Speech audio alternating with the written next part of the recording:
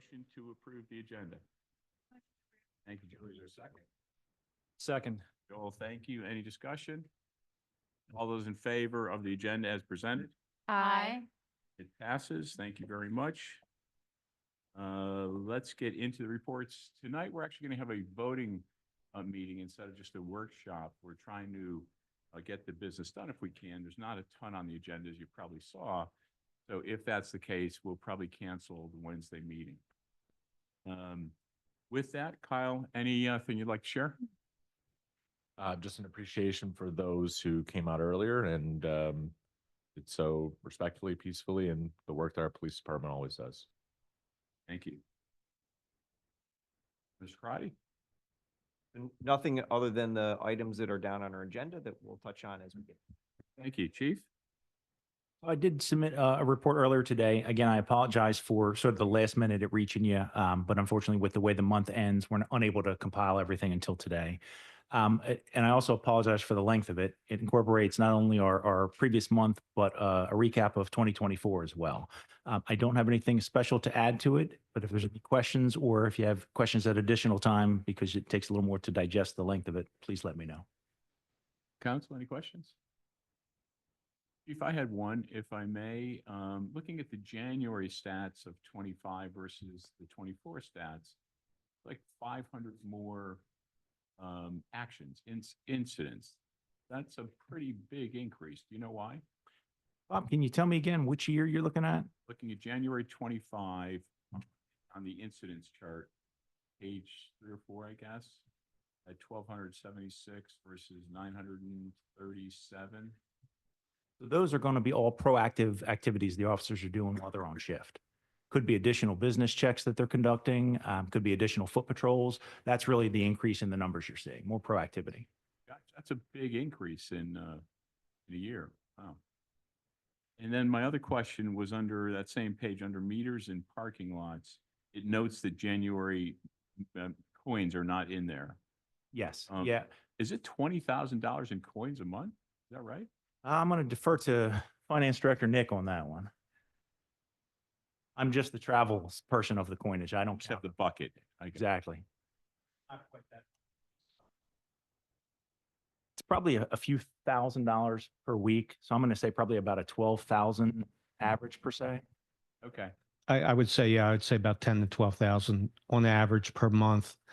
I think this month, they actually just kind of came in. We switched banks, but they were a little delayed in getting the deposits into the account. But I think it was a little under 9,000 for January. It's more of a timing issue than. Correct. Yeah. Correct. Bob, I think what you're seeing with that number from January of 24, I think that was some carryover from the December of 23 that actually made that number a little bit higher as well. Thanks. Any questions from anyone in the audience for the chief, public safety in any regard? Please. Sir, your name. Bill, could I ask you to grab the mic? Sorry, there's folks on Zoom. 610 West Linden Street. Sir, has House Bill 606 been approved? Can you elaborate on that a little bit? That's your radar. Approved, not to my knowledge. Not to my knowledge, no. I was reading over 606, and the only thing it does say is that local law enforcement officers are allowed to use speed devices once they take a course. I can assure you that hasn't actually been signed into law. I think that's the intent, but I don't believe that's been signed in yet. To put a point on that, so the way that our Pennsylvania legislature works, Bill, is it's a 2-year legislative cycle. We just finished the last one, so it was 2023, 2024. So all the bills that were on the table, including 606, are now dead. They all have to be reintroduced, reinstated. So there is, I don't think we're even up to 606 yet. I think we're in the 200s or 300s right now. Well, I pulled a copy of 606 off the Harrisburg, and the final page basically says that this act shall take effect as follows. Section 1 immediately, Section 2 shall take 60 days, and the remainder will be in effect in 180 days. Section 1 deals with the use of speed devices. And basically says that what I read here, maybe I'm reading it wrong, and you can look at it yourself. But it also says that all we have to do is put an ordinance through saying that we can use them, and then have a certified person go to school and then take the course and use these devices. So that was just a bill that was not signed or passed into law. But to kind of add to that, I believe It reads that way. the devices that they're referring to, that is the requirement that for either an NRAD unit, a VASCAR unit, aerobic watch, they all have to be certified and trained on those devices. The VASCAR piece, or I'm sorry, the radar piece has not been approved as of yet. They do talk about it in here. They do talk about it in here, so if I read it wrong, then I'm incorrect. But the way I'm reading it is that it's approved. Maybe if the bill gets passed, but it sounds like it's not. Did you have another question, sir? Well, that was just on the House bill, that's all. Okay, There's thank other you. things I'll be talking about later. Anything else specifically related to the chief and public safety right now? I guess it's too soon to ask the safety committee. Well, Yes. let's get to the safety committee and Yes. I'll ask those questions. Yes? I just got a text from a resident saying that we need to speak in the microphone. They can't hear. Thank you, Sandy. Thank you very much. Unless there are any other questions, Denise, I'm going to put you on the spot. I'm not sure if Rob shared with you, we're just asking for a brief update on kind of where we are with sewer and sewer planning. Should we wait for Rob? In regards to, yeah. 537. Oh, and- 537, yes. So we just got we submitted the PTR, which is basically In lay language? it's basically our request to the DEP. It's a pre-request. It's saying this is how much we want to upgrade our plant to, or how much capacity we need.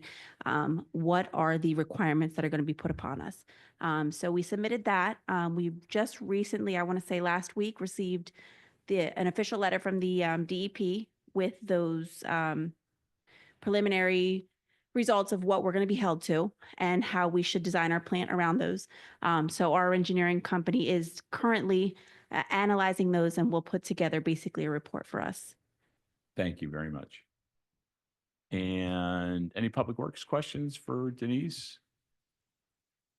With that, is there any representative of the Longwood Fire Company or the commission? No? Okay. And committees, Joel? Yes, Finance Committee met on January 16th for our first meeting of the year. We spent the meeting primarily beginning our review of 2024. We're still waiting on some revenue to finish out the year, including some EIT numbers. Property tax is nearly complete, but the EIT will continue to come in for the first 2 months of the year. And an initial review shows the general fund as running a small surplus. We anticipate once all the numbers are tallied, which is good as it'll help us establish our reserves at a safe level. Thank you very much. And development, both Timothy and Kathleen are not here this evening, obviously, nor is Samantha. 2 of the 3 of them are ill. Kathleen has a business trip. Lexi, anything you want to share on development unrelated to ADUs and short-term rentals? Kennett State Street Apartments are finishing up their project. They'll be getting their final CO shortly, but they still have some requirements from finance, public works, and codes to meet before they'll receive that. That's probably the biggest development update. Thank you. Mhm. Julie? Yes, so we had a busier January for the community development team.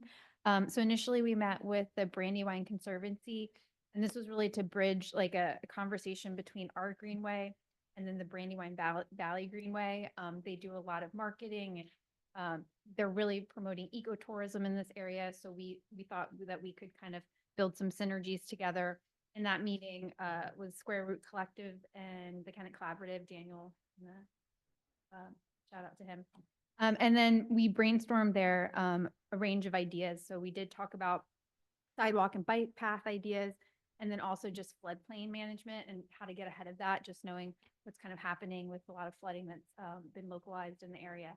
In addition to that, we did have our third meeting with the State Street Revitalization Project. This is where we reviewed some plans and sketches of 5 key areas, aiming to kind of make certain areas more inviting and accessible.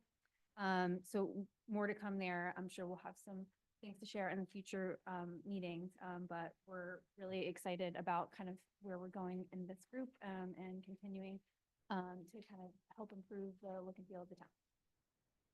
Thanks, Julie. A lot going on there. Matt, Public Safety? There are a couple of special event applications that'll come up under section 12 under the administration side, so we can review them then. We spent a good amount of time talking about ongoing concerns regarding parking and traffic due to the new apartment complex. So parking and traffic both on State Street, Sickle, Washington and Sickle, Linden and Sickle in that area. Mr. Grubb and other folks were here. They provided recommendations and requests for different traffic calming, different things they'd like to see. We've taken kind of their requests and we're looking at what are, out of all the requests, what are things that we could potentially do? What can we absolutely not do? And they're going to be working with their neighbors to figure out what the neighbors really want. So an example is taking Linden Circle and making Linden Circle one way. And no parking on the inner side of the circle, only on the outer side, making sure that if that's a path we go down, that every resident on the circle, that that's what they want and they can accommodate all their parking needs. So we're working through their list and they're going to be sharing with us, for lack of a better word, petition or agreement from neighbors on things that they want to see over there. Thanks, Matt. And Canada Fire and EMS, Councilwoman Fay has agreed to sort of be our liaison, our representative, along with our internal work group between Kathleen and Matt, but at least to try to attend the meetings and share with what's going on. Although we're no longer an official member of the commission, at least to have a presence and to understand what's going on and to provide feedback. I attended the meeting in January. They had to do their reorganizing. There are several new commissioners, so the townships have asked different people to serve as their commissioners for this year. They were all very, I didn't introduce myself, but AJ did halfway through the meeting, introduced me, and everybody was very happy that the borough was there. But I was just listening. Thanks. You want to roll right into community relations? So I forget what the name of that group is. Not Alcoa. Human relations. Human Relations. So Human Relations is having, some people are stepping down because their terms have ended. So they're organizing a bunch of interviews for new people. And Alcoa hasn't met yet. Thank you very much for your representation on those committees as well. Kyle, anything you can share on staff development? Sure. We met some time ago, maybe a month ago, to discuss the reviews that staff put together of our major consultants and contractors, essentially providing council with insight into the major providers. So legal, engineering, and property management and leasing. And I believe our next meeting is in a week or so. Thank you very much. Mr. Mayor? Things to update you on. One is, if you're unaware, LCH at their headquarters on State Street, Baltimore Pike, just outside the borough in Kennett Township, did the grand opening for their community pharmacy. And it's really an exciting project. They are working really hard to have medications on hand that may be cost prohibitive through some regular retail pharmacies and to better serve the community.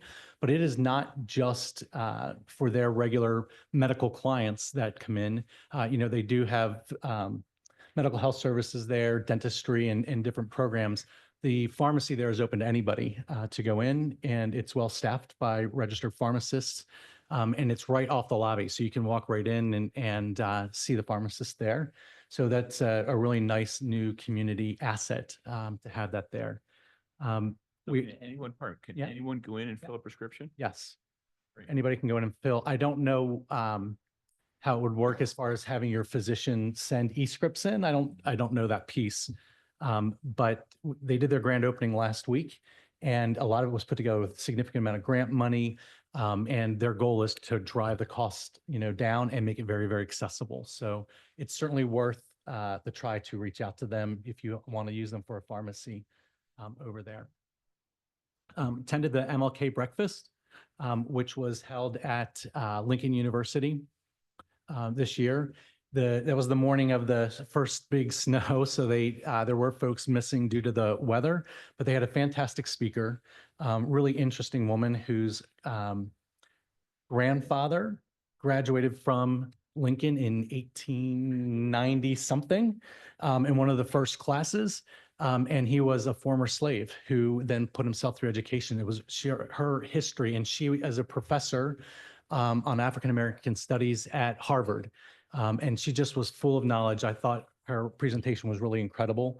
And there was some very good discussion around the community working together on social justice and things like that. So it was a great breakfast. Next year, which will be their 25th year celebration, the breakfast will be held back in Kennett at Kennett High School. So it'll be a chance, from what I understand, there's now an agreement that it'll rotate 1 year here at Kennett High School and 1 year at Lincoln.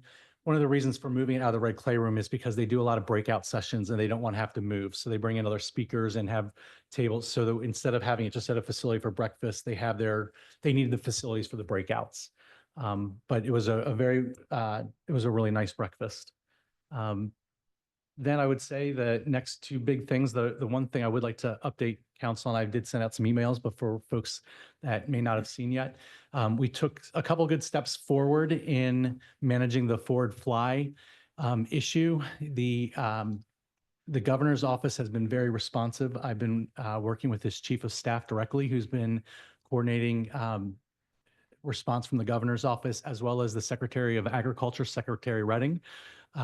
They, for the very first time ever in agricultural history, now have an oversight process. So they have deemed the forward fly to be a pest, which is the first step, and they put that on the official pest list.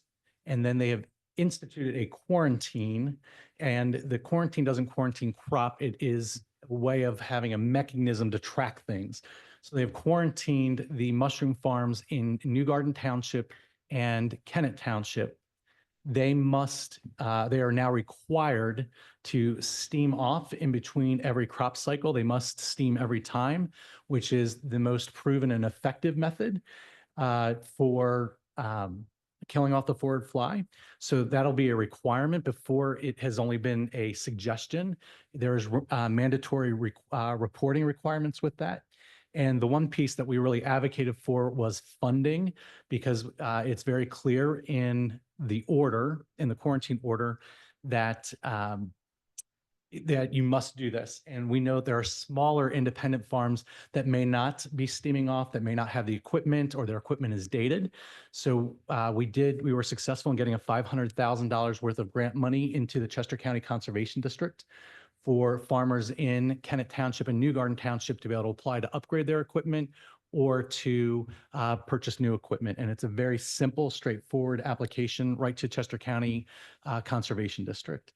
So the order only extends to those two municipalities because they joined us in the emergency declaration. It's not foolproof. It's not going to wipe out every fly in March by any stretch of the means, but it is the very first time that there has been any type of oversight. Any type of required reporting, and any type of penalty. If you don't report, there's penalties. If you don't steam off, there's penalties. It has never happened. There has been zero oversight on that. And they have assured us that they will continue to work with the APA to approve other products for mitigation. We're going to work on ways to maybe fast track some other products. And they will keep the lines of communication open. Secretary Redding is going to make himself available for a town hall meeting here with us in Kennett. Probably want to wait 1 month to see how many farms are compliant and not compliant, but sometime towards the early March, Secretary Redding will join us for a town hall to give an update there. It was a very big step forward to at least getting their attention, and it's all in less than 60 days of us signing our emergency declaration. I thought that was pretty fast response because the wheels of government turn very slow. So I'm pleased with that response, but it's only the first step on there. The American Mushroom Institute has assured us that they will work with all growers in compliance and helping provide the tools, the training, and the education to make sure that there's 100% compliance. So that was a big deal, I feel. And the only other thing that we've been discussing quite a bit, which I guess we could take questions on at the end if we want to take any questions on, really is any immigration concerns. There's been a lot of phone calls regarding immigration enforcement. There's a lot of concerns in the community. There are students who don't want to go to school because they're afraid they'll go home and their parents will be gone. There are people who don't go to work. There are folks that don't want to have any public gatherings. Migrant workers have been a crucial part of the economy, especially in agriculture in our community for generations and generations and generations. And that's not going to change. And just for clarity on our position and responsiveness is, if federal agents show up and have a search warrant to search or to arrest folks, they have the right to do that. We can't stop that. We can't interfere with that. The chief and I have discussed the response from the police department. If we are asked to be there to provide ancillary support, such as making sure things are done safely and correctly, we will be there for that. However, we want to be very clear that we are not immigration enforcement agents. We will not be enforcing any immigration law. That's a federal issue. And further that, we do not report immigration status, nor do we ask for it. So if somebody comes to the police department with a concern, or somebody comes to Borough Hall with a concern that we do not ask status, we will not hold people based on their status. That is not what we're here for. If somebody happened to be arrested for a felony who also may not be documented, there are some required reporting or information exchange of folks that are arrested. But outside of that, we don't have any other mechanisms in place that we're going to be pursuing. And we want to be understanding that there's federal law that we've taken an oath to enforce. And we also know these are our friends and our neighbors in our community, that we have an obligation to protect their dignity. And it's just, there's a very tough fine line that we all have to walk there. I don't know if you want to add anything to that from the police department side, because you're certainly welcome to. So we have been working with a lot of our groups, ACOLA, Casa Guanajuato. Matter of fact, tomorrow we're going to be working together to get a video message out so they can really broadcast it to our greater community that may not easily, receive the information we're trying to release. Again, pointing out that position, that the borough is a safe place that you are able to come to. We want to make sure that anybody who's been victimized is not hesitant to bring that information forward.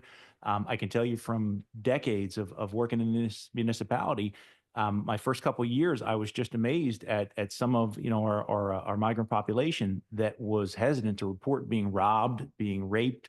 Serious crimes for the fear of deportation.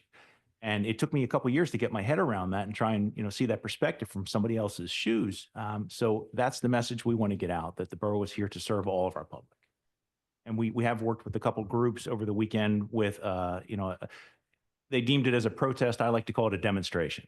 That was going to take place on State Street yesterday. And really our concern with those is always just safety related. We want to make sure that there aren't outside influences that are coming into the town that are there to cause a problem. We want to make sure that the people that want to get that message out and have a demonstration, a protest, whatever you'd like to deem it as, can do it safely.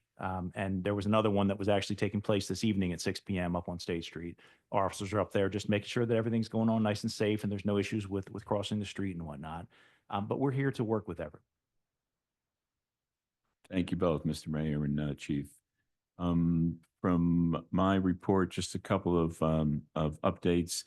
As I think the council's aware, there's a working group on the 600 South Broad, this property that includes Kyle, Sonny, Bill, Matt, and myself, really looking at everything in the building, from the outside, the exterior, the lighting, signage that we've been working on, interior cleanliness, making sure that we're taking advantage of the right spaces, and certainly looking at, how do we lease and or sell the building or parts of the building off as well, but kind of very actively trying to manage this building and the costs related to that very aggressively. Also, just want to share, it was a small group of folks that met earlier today, just looking at the economic future of the borough. What does it look like? You know, we're very, very reliant on earned income tax and property taxes. And, you know, how far does that carry us? And what do we need to be doing as a borough looking forward into the future a little bit from here? And, you know, how do we make sure we're getting good business and holding them, and what is a good business versus a bad business? And just kind of look at the totality of our economic picture as a borough. And then lastly, there's an ongoing small group of representatives from Kennett Square, from New Garden, Kennett Township, and East Marlboro. We just get together once every month or two just to kind of share issues and things that we could be working on with each other, whether it's public works equipment or sewer issues or lots and anything and everything, really, just as a group to make sure we're communicating across the borders. With that, let's get into the discussion items, the special event applications. First one is the 2025 Kennett Run. Bob, Mr. Mayor. Bob comes up. The Public Safety Committee recommended that council approve the application as submitted.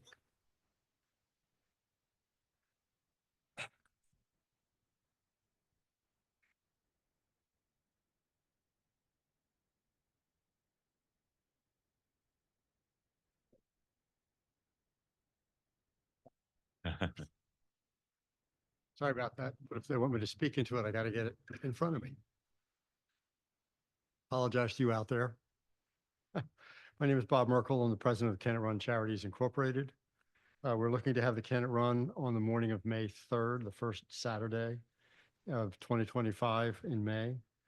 The race will be essentially the same as it has been for the last 3 or 4 years.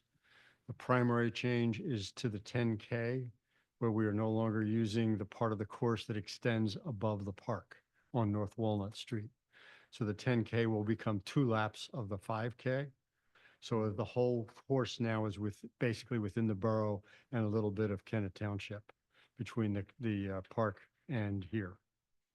It means effectively no real change in road closure times. The slowest runner for the 10K and the slowest runner for the 5K both take about an hour. And the 10K always goes off first at roughly 9 a.m. So we're expecting to have the ability for the roads to open again as usual around 10:15 or so. We close them a little earlier than that to make sure there's time for the police if they have to clear anything and get things set up in terms of individual local controls. We will not be putting a bus stop on State Street like we did last year. We're only really encouraging the bus use from here because we would like to use your parking lot and the high school's parking lot. And because you can walk into the park pretty easily from the garage. And we're telling our registrants, look at your phone. It'll tell you how to actually get there. At least Apple does. So I'm assuming they all can at this point. They used not to. The event basically will be through the morning until noon, at which time we'll be closing down and emptying the park. So everything will be back from a road perspective, 10:15-ish. And then from a park use, we'll go back to completely normal at about noon. Thanks, Bob. Great event for the folks, for your organizers, and certainly for the folks that Yeah. participated and the town. If we hit our numbers, we're hoping to have 1,250 runners. Wow. What's the most you've had? The most we've had was years ago with about 4,000. Wow. That was when it was starting up by the Friends Meeting House. And that was driven by the Girls on the Run. In terms of the actual non-Girls on the Run registrants, we're fairly close to what it's been. We hope to get up to, as I said, around 1,250. Figuring our capacity in the park is probably around 1,500. Thank you. You said safety committee's fine as is. Discussion, council? Any brief comment from anyone in the audience? Is there a motion to approve the application for the 2025 Kennett Run? I'm sorry, one question. I forget from the other night. Was parking for the garage being requested to be a part of this? We're treating it as just regular parking. Regular, we have to okay. Pay for it. They had to pay for it last year too. So just, we're not looking for any special waiver of fees or anything. Okay, but you do intend to pay for the parking as a part of it? No. No, okay. We suggest it's a place to park, but we're emphasizing more of the high school and the municipal lot because of the bus service. Got it. Thank you. But, last year, because we were looking to extend the time and try and tie it into Cinco de Mayo, we're trying to get it so they would go into the garage and be right there for the idea they could go right into Cinco de Mayo. Then the weather wasn't terribly convenient. Is there a motion, Ellie? I move to approve the application as submitted. Second. I'll second it. Thank you. All those in favor? Aye. Any opposed? It's unanimous. We do have a quorum, just for everyone's information, even though we're missing three council people, we do have a quorum with 4 people. We need a vote of 3-1 to pass anything this evening. Thanks, Bob. Good Thank luck. you. Hope it's a great event again. Kennett Art Festival. Mr. Mayor? Keisha, if you want to come up and explain it, go right ahead. I'll try not to pop that off. Okay. Hi, I'm Keisha Crow with Kennett Area Community Service. I am the Community and Engagement Director. And I am here to speak about the Arts Fest, Kennett Arts Fest. The previous years, the Kennett Library has been has run it and been the recipient of any proceeds from said event. They have decided that they did not want to continue with that, so they gave Kennett Area Community Service the opportunity to take that over. So we plan to continue that wonderful tradition the weekend of September 19th through the 21st in much the same impact and layout and everything as before. You did. Yes. Any other council discussion? The only thing that came up at public safety is that the Friday setup. One is that we wanted to make sure that there was enough parking spaces on this side of the building for staff, that get reserved. I also think, Keisha, there was a concern about displacing the farmer's market. I know there was maybe some discussion about moving it across the street to the high school, but that's not the feedback that we got back from the farmer's market. And I do think we've already given permission to the farmer's market. We've already approved that on Fridays through the year. So I think we have to work around that. I don't think we can ask them to displace when we've already approved that. So we'd have to make sure that the setup doesn't interfere with those areas. I believe, Daniel, what time does the farmer's market end? 6? So It's a breakdown. Like you can start setting up right at 6. I think actually I was here the Friday this was happening and I went to the farmer's market and I do believe they were like turning people away. Like they weren't allowing people to come into the parking lot and it was like really confusing. And people were like, so I do as somebody who did go that Friday, it was got my stuff. I had to park on the Yeah, and we are talking with them to resolve some of those issues. So we haven't set our schedule in stone or anything. So we are working with. I would just make approval subject to not displacing the farmer's market and parking available for staff on the east side of the building that day until the offices are closed. Roz and Daniel, is that work? Okay. Great. Thanks for working together, guys. Thank you. Any other discussion? Is there any public comment? Motion to approve the Kennett Arts Festival application? Second? Second. All those in favor? Aye. Unanimous. Thank you very much. Good luck. Thank you. And we've got 2 events for the Flash. First one is the rooftop concert series for Saturdays between June and September of this year. Yeah. Good evening. Hello, thank you. My name is Michael Hahn. I'm the executive director for the Kennett Flash in town, have been for the past 2.5 years. So first of all, thank you so much to the borough, the police department, the residents, everybody who've worked with us the past 2 years to make these a success. The goal is very similar to the past 2 years. We want to put on concerts on Saturdays only. We want to maintain our new stage orientation, which reduced a lot of the sound bleed, as well as our decibel restriction. And also after the safety committee meeting, I do want to confirm that we are very happy to only plan them from mid-June, June 14th through September 20th. That way we leave the end of school year weekends free, and also the beginning of the school year free, so that there won't be any issues with us interfering with school time weekends. The one major change that we wanted to request this year was to shift the hours of the concert 1 hour later to 8 to 10. And the three major reasons we cited for that are that, these past 2 years, we've noticed, as a seating is taking place at 6 p.m., that's when we allow the audience to come and start choosing their seats on the rooftop. It is still quite hot. The sun is out, and it does beat down on the audience for that hour while they're waiting. The second issue is that at 7 p.m., when the artists take the stage, the sun is directly in their eyes for that first hour of the concert. So still hot, but then once it hits about 8 p.m., it really kind of cools off and becomes quite an enjoyable evening.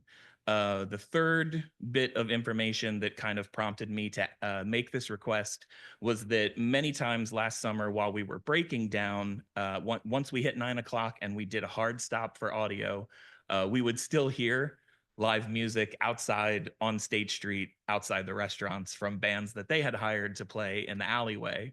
And so we just kind of thought, well, hey, maybe it's worth asking that we could shift to 8 to 9 just to make it a little safer, a little more comfortable for the audience and the artists. So all that being said, I do also want to say that if Borough Council decides not to approve that, I would like to continue as we've been doing with 7 to 9. And we'll just deal. But I know it would be a much more comfortable and enjoyable evening for us if we could shift it. So our recommendation, one was to come and hear from residents. Last year, we had no reports, no complaints from residents at all. So that was one thing that we took into consideration. And the other thing that we took into consideration is we could grant the approval unless there's significant resident pushback, subject to, if there is a complaint, that the ability to revoke the evening hours and roll it back, so that it would be conditioned upon no new complaints on that time. Also wanted to be clear, it's not every Saturday. It's the ability to schedule in there, but it's not every Saturday. So that was the one thing, but the ability that the approval could be pulled back based on any resident complaints. Yeah, for sure. Just to thank you, I forgot about that. For sure, we are not planning anything for the 4th of July weekend or the Memorial Day. So the 2 holiday weekends, we weren't going to bother having shows. Thanks, Michael. Council questions, discussion? Would the North Broad Street precinct ahead like to comment, Sandy? I live on North Broad Street, so we've dealt with the sound. We continue to deal with this. Andrew Cormier, North Broad Street, 225. We've dealt with the sound. We're trying to be good neighbors. We do appreciate the accommodations that it ends at 9 o'clock, but I have small children. I continue to hear the music. I'm sure that other people do. It impacts us. We don't want them to negatively impact their business, but we are accommodating them. We have not made complaints, but we do have the continued usage and interference with our life. So I would ask that we keep it at 9 o'clock, please. Would 9:30 work for you? Gotcha. Any other public comment?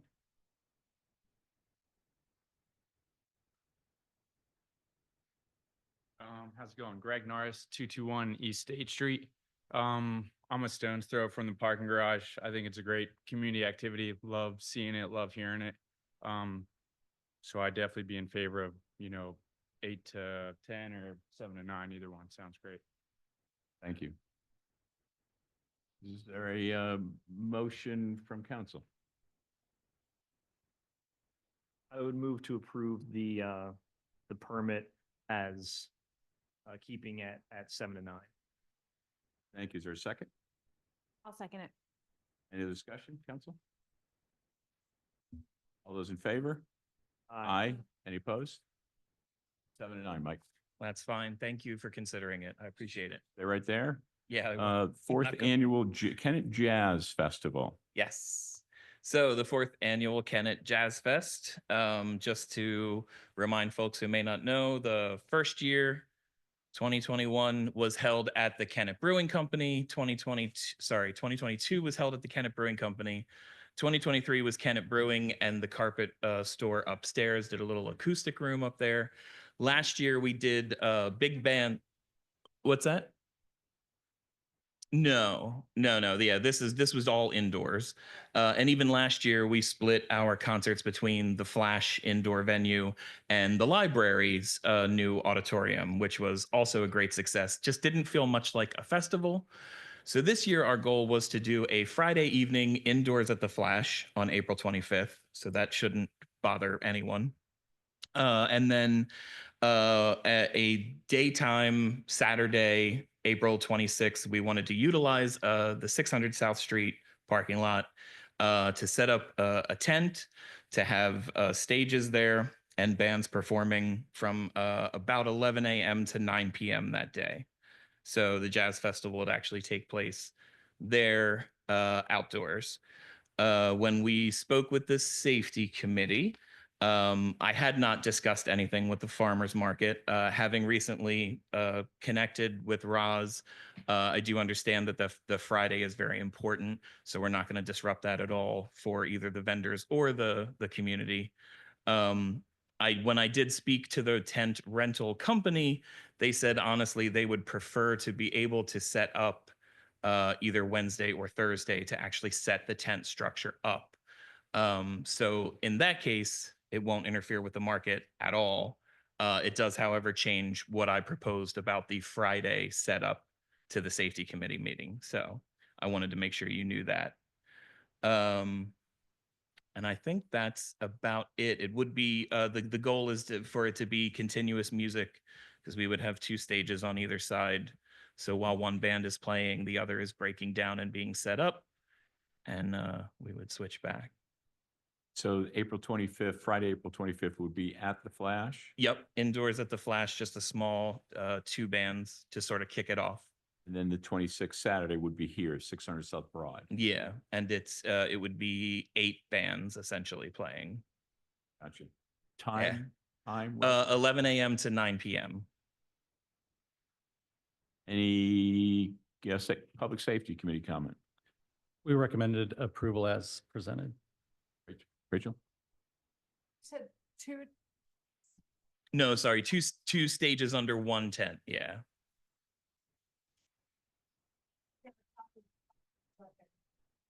Yes. Yeah. We presented a couple of different orientations for where the stage could be based on borough feedback, community feedback, everything, just so we could still make it happen, but make it, Just want to make sure it's clear. Yes, thank you. Yeah, we did send our specs. Yeah, you bet. Sorry, Matt, Chief, anything? So we would like to at least have one food truck. I thought about inviting the Rainbow Records. They have a short bus now where they load it up with records and come out and sell. So I thought about having them come out and fill it up with jazz records, but nothing that would necessarily spill out into the streets. So still tame for this first outdoor attempt. Yeah, I know, maybe not. Mike, just one quick question. Yes, sir. Can you tell me the times again for Saturday? Sure. Music from 11 a.m. to 9 p.m. Great. Thank you. So we would probably be there earlier to set up, but Very good.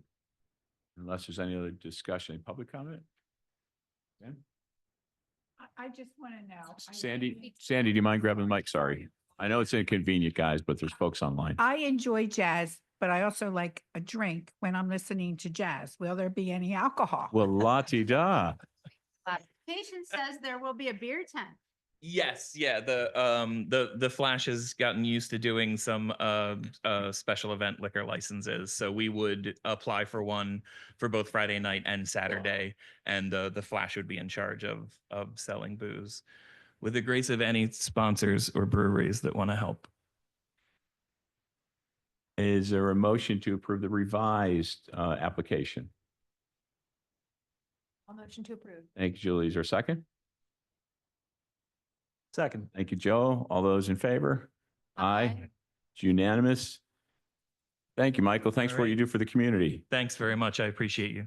Sandy, what do you do when it's a hard rock band? No? Okay. Let's move on. There are a number of committee and commission vacancies that happen this time of year as they tend to go through December. Unfortunately, we have a number of folks who have been great and want to continue on with those committees. Those are Joel Commanda for the Planning Commission, Andy Froning for the HARB, Avery Eaton, excuse me, for the HARB, Jeff Bosley for the Finance Committee, as well as the Civil Service Commission, and Katie Sprick for the Civil Service Commission. I missed, oh, I'm sorry, Stephen, forgive me, of the HARB as well. So is there a council motion to approve Joel, Andy, Avery, Stephen, and Jeff Bosley? So moved. I'm going to hold off on Katie since you're not going to vote on that one. So is there's a motion, is there a second? Second. All those in favor? Aye. It's unanimous. Is there a motion to reappoint Katie Sprick as a Civil Service Commissioner? So moved. For a second? Second. All those in favor? Aye. Same. We don't have a majority, do we? He's abstaining. He's abstained. Okay, so it's 3-1. Sorry. I'll learn to count next month. Thank you. I could just vote no. Thank you to all of our volunteers that are here and not here. Very much appreciated. The YMCA, as most folks know, we came up with an agreement last year. Is there a representative of the Y that's here this evening? Please come on up, please.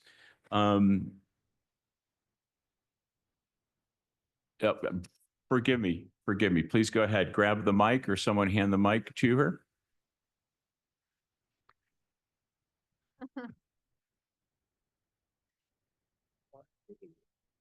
I have a problem with anybody serving on two committees.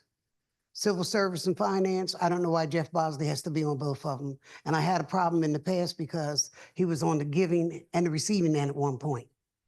And Finance, that's a no-no. And the other thing, he's still a businessman in the town. I think we need to have benign people, if I can use that terminology, and from the citizenry to be on these committees. I don't like monopolies. You know how the government got rid of Ma Bell? Same thing. Thank you. Mike, is there any legal reason not to have a person on There more than has one been. committee? There's not. Okay. Next up is the YMC outdoor pool rate changes. The Y got back into public use, community use last year. And I think from most perspectives, very, very successfully. It had a very sudden end to the year with some flooding, but it was well used, well covered, and really seemed to go very well. The Y is looking for increases of 5% on most of the rates. The exception is the day rate of a 50% increase. And also plans about $120,000, I believe, in capital improvements to the pool and the grounds as well. Please. Yeah, we're looking at, Just for the record. yep, for the record, Devin Mannion, I'm the executive director of the Kennett Area Y. We're looking at the 5% increase more in regards to, one, we do have about $100,000 of capital projects that we're hoping to perform on the pool in the next, hopefully 6 months before we open in June. And then also with the increase in costs for the chemical supplies, chlorine, the alkaline, and the things along those lines that are going up. We did have about a 93 person a day average up until the middle of August when we unfortunately had to close due to the flooding. But we're hoping to really bring the pool back and get some community use. Thank you, Devin. Yep. Council discussion, questions? I couldn't see in the pre-reads what the proposed new rates are. Do you have those? Proposed new rates for 25 are $184 for an individual versus $175, again, which is a 5% increase. one or two family, adult family, a senior and two persons goes from 275 to 289 for the season. A 3 and 4 adult family goes to 352 from 335. And the day pass is $15 recommended a day versus $10. And there are still passes for folks that need it to be able to go to the library and get a pass for them or their family for the day as well, which the Y has very graciously agreed to. Council discussion, other? Devin, my one concern is on the 50% increase from 10 to 15. I know it's about a $2,400 increase in terms of revenue, and you've got some big bills. It's a big hit though for someone just going for the day. Any chance you could pare that back to 12? So the reason why we went with the $15 a day is because we saw a lot of increase with our day passes last year, and trying to really make people have that community feel and kind of push them more towards the membership.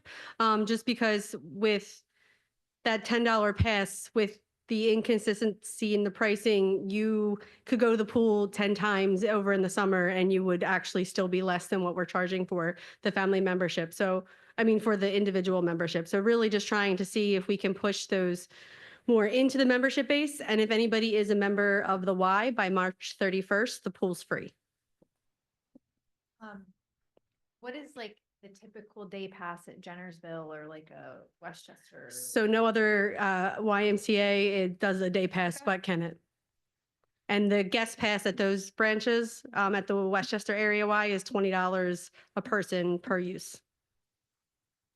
There were nearly 6,000 people that went to the Y, to the pool last year. Any other discussion, council? Any public comment, please? I personally have an Sandy issue. D'Antonio. Oh, Sandy D'Antonio. Do you know the number? 220 North Broad. Thank you. I have a private pool that I use, so I think the Kennett Pool, as you know, I've said before, it's great for the community. I think for day passes, that is too much of an increase, and some people can't afford to put out all that money at one time. Maybe if they talk to them about a payment plan, which would be a lot of record keeping. I just think that's unreasonable because it is a community pool and I understand how expensive it is to maintain, but there are lessons there and there is income generated. And I just want to look out for the community members that can't afford a membership. Thank you. Any other public comment? Is there a motion from council?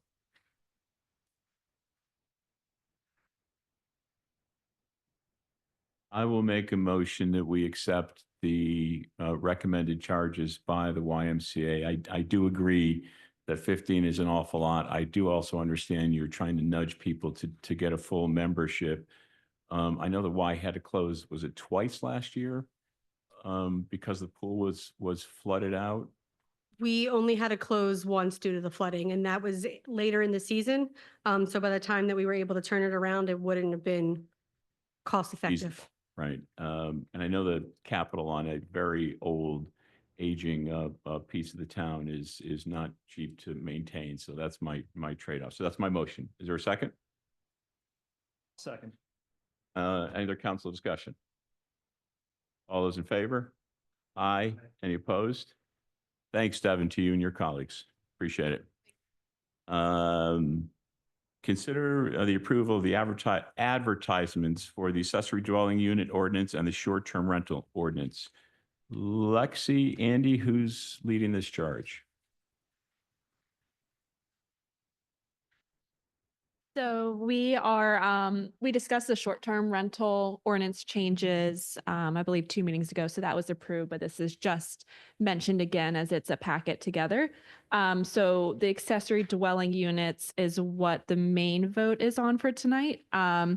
This is amending our current zoning ordinance to include accessory dwelling units. So we already have ADUs in the borough. It's just not specified the regulations and building requirements in our current ordinance. So that's what this is pointing out. This was done by the Planning Commission and codes and legal. So if you want, I can read through the red lines that we are changing to the ordinance. Is that the best course? Okay. So we are adding the definition of accessory dwelling unit. It is a residential living unit on the same parcel as a single-family detached or attached primary residential structure. The ADU shall provide complete and independent living facilities for one or more persons.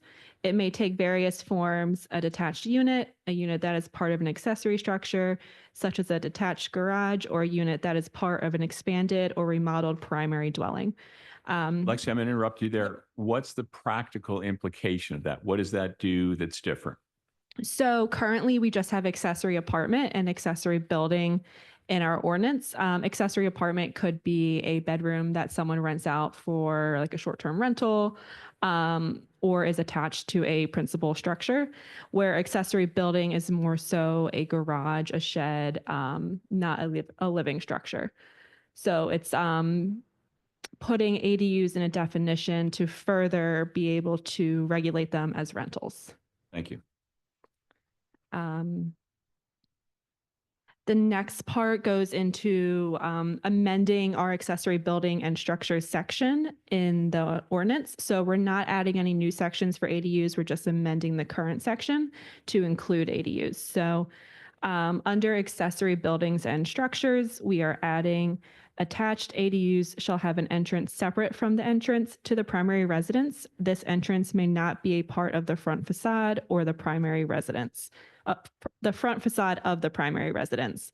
So that's just stating if you do a ADU on top of a garage, you cannot have it connected, the entrance connected through the primary house through a breezeway. It has to have its own entrance. The maximum height for current accessory buildings and structures is 15 feet with a maximum of 1 story.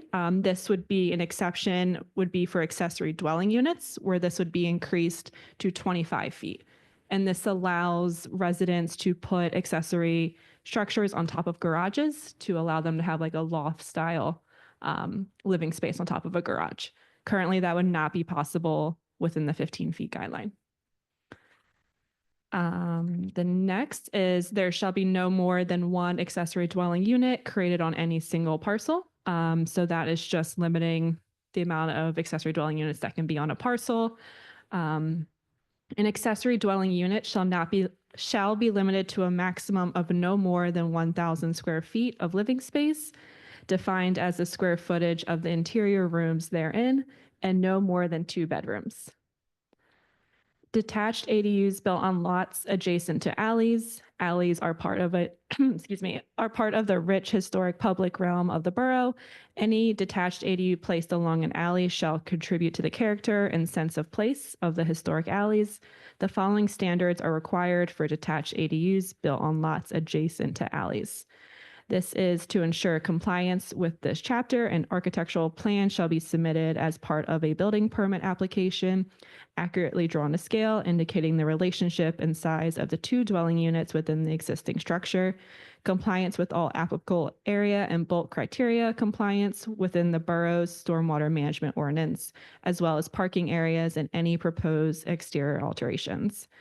In addition to that, an accessory dwelling unit shall not be subdivided from the principal parcel and shall remain under single ownership. This is because it is accessory to the primary structure.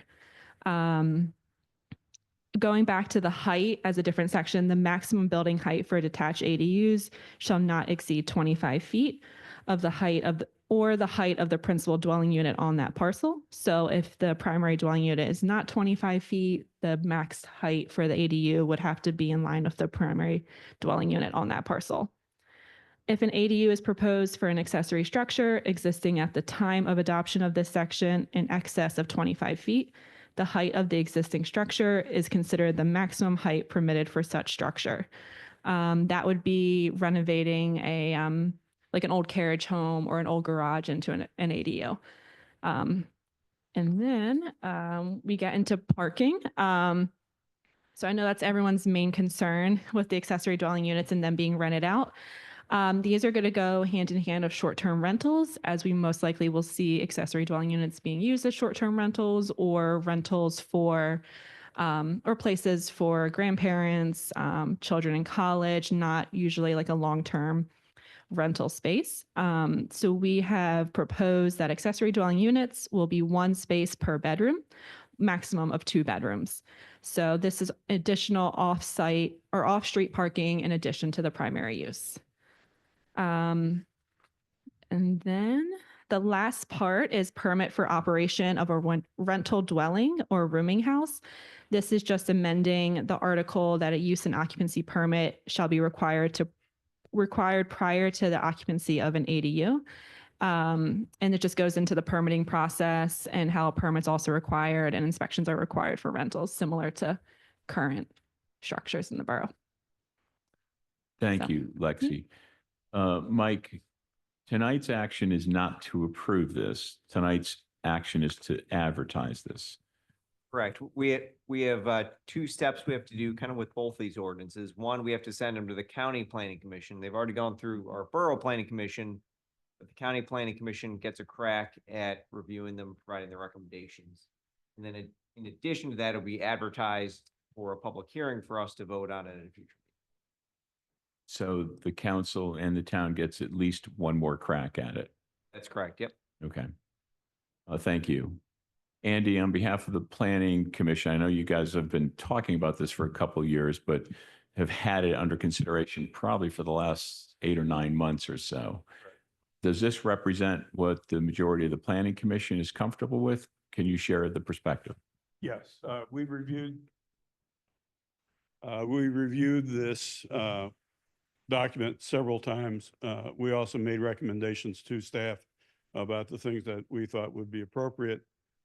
So yes, this has the full backing of all the members of the Planning Commission. Thank you. Council discussion. Lexi, I had a couple of questions. It talks about, and we shared this briefly, but for everyone's benefit, it talks about the difference between housing for the elderly and the amount of parking spaces needed versus single-family detached and semi-detached dwellings. Can you explain that, what that means, please? Yep. So we break down parking for residential uses in multiple categories, such as single-family detached, multifamily dwellings, home occupations, housing for the elderly, rooming, boarding homes, group homes, short-term rentals, and ADUs. So housing for the elderly is the only required number of spots is 1 spot per unit. Housing for the elderly would be like Red Clay or Friends Home, where they do have the independent living facilities, but they are usually sharing a car with multiple people. So that is why they are granted that a little bit less parking requirements. Thank you. And then it talks about entrances. There's only one front or primary entrance. What's the rationale behind that? Pretty much to keep. Oh, do you want to do that, Andy? Yeah, that was based on the ability to be, I can yell it too. It's based on the ability to maintain the integrity of the borough's architecture. And generally a primary residence has a single entrance or a dual twin will have 2 entrances. So you didn't want a third entrance or a second entrance that leads far beyond the primary residence into an ADU. Plus, the majority of ADUs currently exist in the borough are on alleys, and then the entrances from the alley rather than from the main street. I think you did a little bit of research or walking around. How many potential units are we talking about? Realistically, I would say over the next 4 years, we projected anywhere between 20 and 30. This is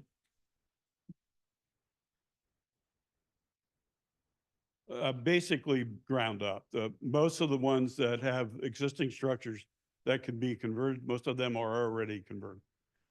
So it's mostly ground up, because what we looked at, say for instance, on 300-400 block of Union Street, the lots are so narrow that it's probably not capable of supporting all the requirements that are into the code. Please note that none of these change the basic requirements of the zoning codes. They're all setbacks, lot sizes, parking requirements are all not changed. Thank you. Council discussion. Question, why is there a note about a structure not being built specifically for an animal, except for a dog house or a bird house? Like, that just feels, shouldn't somebody have the discretion to build house for their animals if they want to? Like, what is, I don't understand why that would even be listed. Is this under the current zoning ordinance? That's existing, I believe, Yeah, definitely. Yeah, we didn't add that. Yeah, okay. 'Cause Not it, not a barn, like, not a, not a barn. Lexi, can you clarify for me, how this would interact with sewer? So if I'm getting an ADU and of course I have to, well, will that use the same sewer as the main house, et cetera? So- Do you understand the question? Yeah, so it would be another another unit, so you would have to pay for additional EDUs or And Right, then ADUs. the process for approving the RDU, can you remind me what that is? for approving the EDU. The RDU for, there's like a sewer unit, right? Oh, for- okay. Yeah, that would fall under Public Works to make sure we have the capacity for it. Yeah. And then they would be required to purchase an additional EDU through Public Works. For both water and sewer. Right. Right now, that is roughly $5,000. Be exact. How is that, that's just covered in, how is that covered elsewhere in the code? Just that any new unit has to, Yeah, under the land development and subdivision section, I believe it covers the cost and outlines the process for getting additional EDUs. can someone explain to me why we're leaving the definition of an apartment?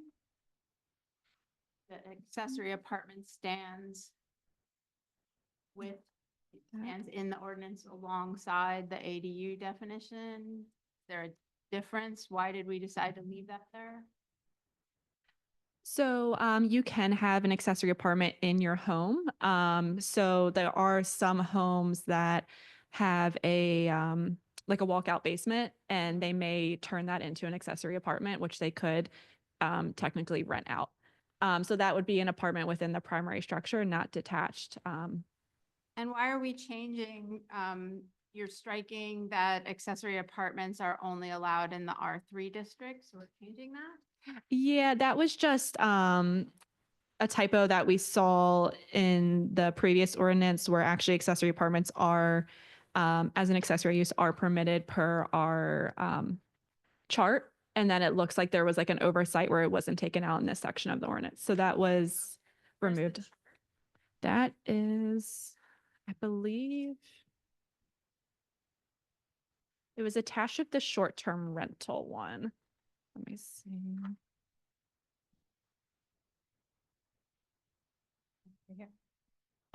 2328, it's under the short-term rental changes that has the use and structures allowable on the same lot.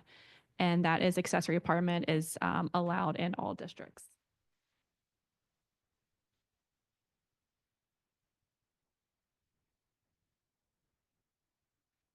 I have lots of questions, Lexi. That's fine. Could you am I reading correctly that if I had an accessory apartment, I could add an ADU? Because only one ADU is allowable, but I can also have an accessory apartment. Mike, would you be How able is it to? decided what I have? Yeah, no, Because No, an my unders- ADU can be attached, right? That's how the definition reads. right. No, my understanding, we can correct that language, because that's a good point, is that there will be one accessory dwelling unit, which would be the umbrella over both. That would be permitted and allowed. You can have an additional accessory building, a shed, a garage, but only one. But there's accessory apartment and accessory dwelling unit.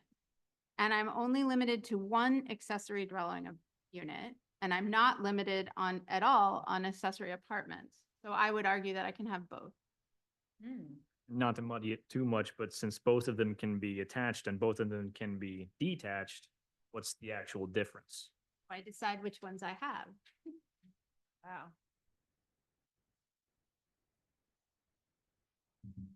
I'm not trying to be a pain in the neck. I just want to get the. No. No, that's a great point. So Andy, did the planning commission have any intent on what it expected in terms of the number of? Our interpretation of the ordinance basically came down to an accessory apartment is internal to a primary residence, and an ADU is not.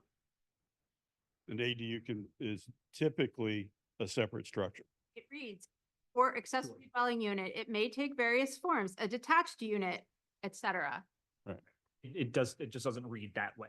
right? It may take various forms, a detached unit, a unit part of an accessory department, a unit that is part of an expanded or remodeled primary dwelling. I would actually, when I think about it again, I would say that an accessory dwelling unit does not have to be an apartment. I don't know if that would differ. So you can have an accessory dwelling unit that is your own personal office over in a garage, but it's not an apartment. Or it could just be a Oh, that place it where wouldn't you a have, kitchen. Right. yeah, it could not have a Okay. kitchen, or you could have like your grandmother living there. You're not renting it out and they go there during the day or something like The that. definition does include that an ADU shall provide complete and independent living facilities, though. So that certainly implies that it should have a kitchen and it should have sewer. Yeah, so the way I've read it was the accessory dwelling unit is the umbrella over all of it. You can have a form of it that is in a separate building, and a form of it that would be accessory apartment, which would be internal to the existing structure. You're correct that the accessory apartment definition does, I already wrote it down, does need to have that detached carriage house or garage portion of it stricken. And that, and my read of it would be there would be one per unit. And this is in addition to why we want to send it to the planning commission of the county, because they'll catch these kind of things as well. There are definitely like a lot of, as we do more and more ordinances, we find more small changes and conflicts and stuff in our ordinance to change. So this is a great way to Yeah, kind of clean this up. Do. No, we my appreciate part it. to make Sure, it doesn't happen to the next council. Kyle? Sounds like the intention is the accessory apartment is an accessory dwelling unit, but not every accessory dwelling unit is an accessory apartment. Right. Right. Kyle? The subset. Right. It's squares and rectangles. Just to clarify, if everyone's comfortable with Mike's sort of outline of it, we can always take this back, edit it. This is just an advertisement tonight, so we can move it forward. Is everyone on board with that as the sort of got the intent? Yeah. Okay. I have a question on that, Mike. If you advertise the ordinance for the hearing, do you have to re-advertise it after you change the wording of the hearing, We of the ordinance? We would change the wording before we advertise. Before the advertising? The version that the public would come in and request and see, and it would be posted on our borough website, would be the version that would be considered. So it would essentially go through the Township Planning Commission before we actually advertise, because we get their input. Yes. County plan. County. Yeah. County, yep. So if the advertised version comes back and we have the public hearing on it, and we want to change any of the language in it, does that then have to be re-advertised? Yes. So it can't be changed after it's published? There's a process for doing that. It's a one-time 10-day advertisement instead of the 2 that you'd otherwise. But you'd have to come back and vote on it after after it was re-advertised. Correct. Right. At the public hearing to consider it the first time, if you had changes, because we always want to be open to changes, to making this stuff now rather than catching it 2 years down the line or 10 years down the line. We would just need to, instead of approving that night, it would be to advertise the 10-day notice to approve it at the next meeting as. Matt, to clarify, I think what will happen is that we're asking for the ability to advertise and send to Chester County PC so that we can get the Chester County PC review back, study it. If there need to be changes, then we would advertise. So, I'm just saying though, that council won't see the final if council votes tonight to advertise it, right. council's not going to see the final version until it's advertised, and then there can be no changes. No. What we're saying is, I don't think we'd have a problem taking the county's review, applying it as we see fit to the amendment, and then bringing it back for you to review. We Right, don't and have as long as it's coming back before it gets advertised. Yeah. Right, that's all I'm saying, because I think there's still enough questions on there. Thanks. Let's put this to the side, that one question for a second. Ellie, do you have other questions? One little and one big. It looked like in the short-term rentals, you were trying to get rid of the phrase. Can we finish the ADUs? I'm sorry. It's- Let me do the little one because it's just a note to Mike. Okay. It looks like you were trying to get rid of the phrase housing inspector. I caught it in 808-105 and 8106. There might be more. So that's super minor. Getting back to the ADUs, the other thing is I'd like to understand what the setback requirements are. So this is in the accessory building section, and it looks, if I'm reading the tables correctly, the setback is 3 feet.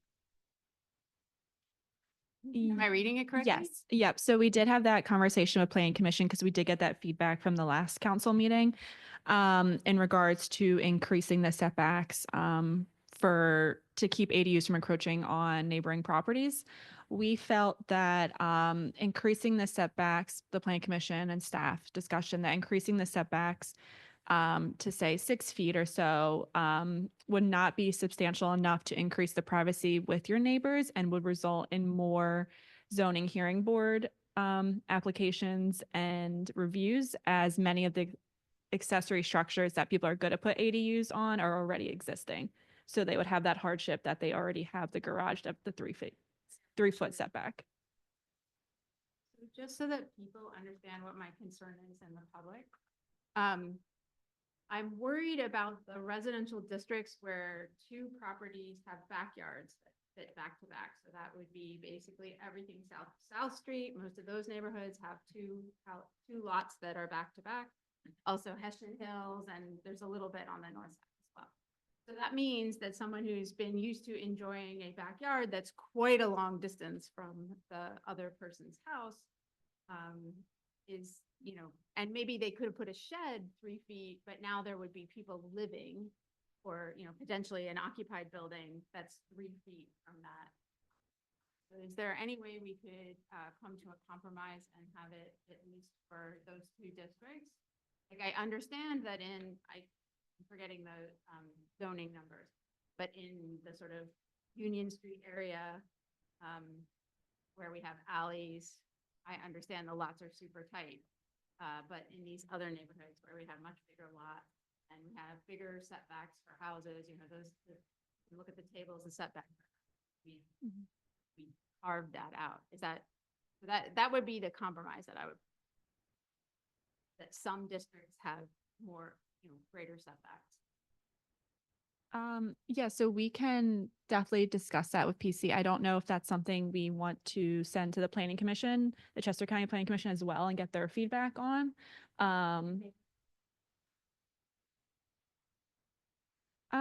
That's hard to regulate because they could change the use of change of sale, and we couldn't change the setbacks, but it could vary by zoning district if we wanted.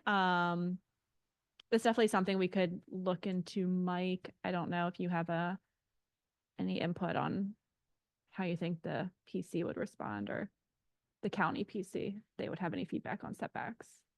They probably would not. They Yeah. probably want to look at that in that granular detail. They're going to look at it in terms of how is it, whether it's consistent with our comprehensive plan generally. And I don't think they're going to look at it and say, hey, we think it should be 10 feet or 6 feet or anything. That'd probably be internal to our own planning commission. That would be. Yeah, just to clarify, I would propose that we have further setbacks in R1 and R2.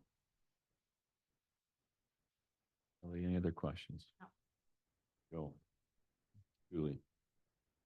Can I say, we'll get the public comment as well in a second. Can I suggest, because these are 2 material issues and it's been a while already, can we send this back to the Planning Commission, ask them to take a hard look at those 2 issues singularly, and bring it back to the council before we advertise it?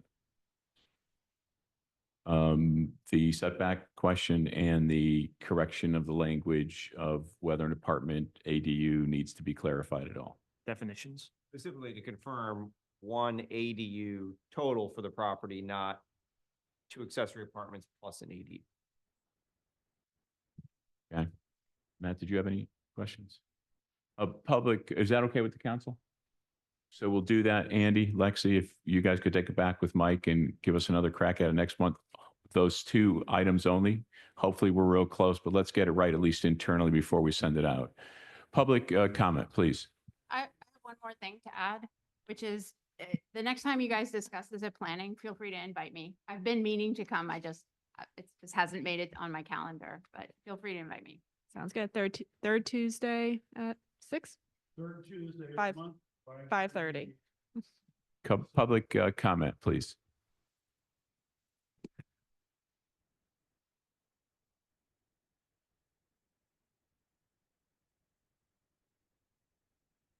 I always say, and it's not my thinking, it's research, that when you get more rental properties, because that's what you're talking about.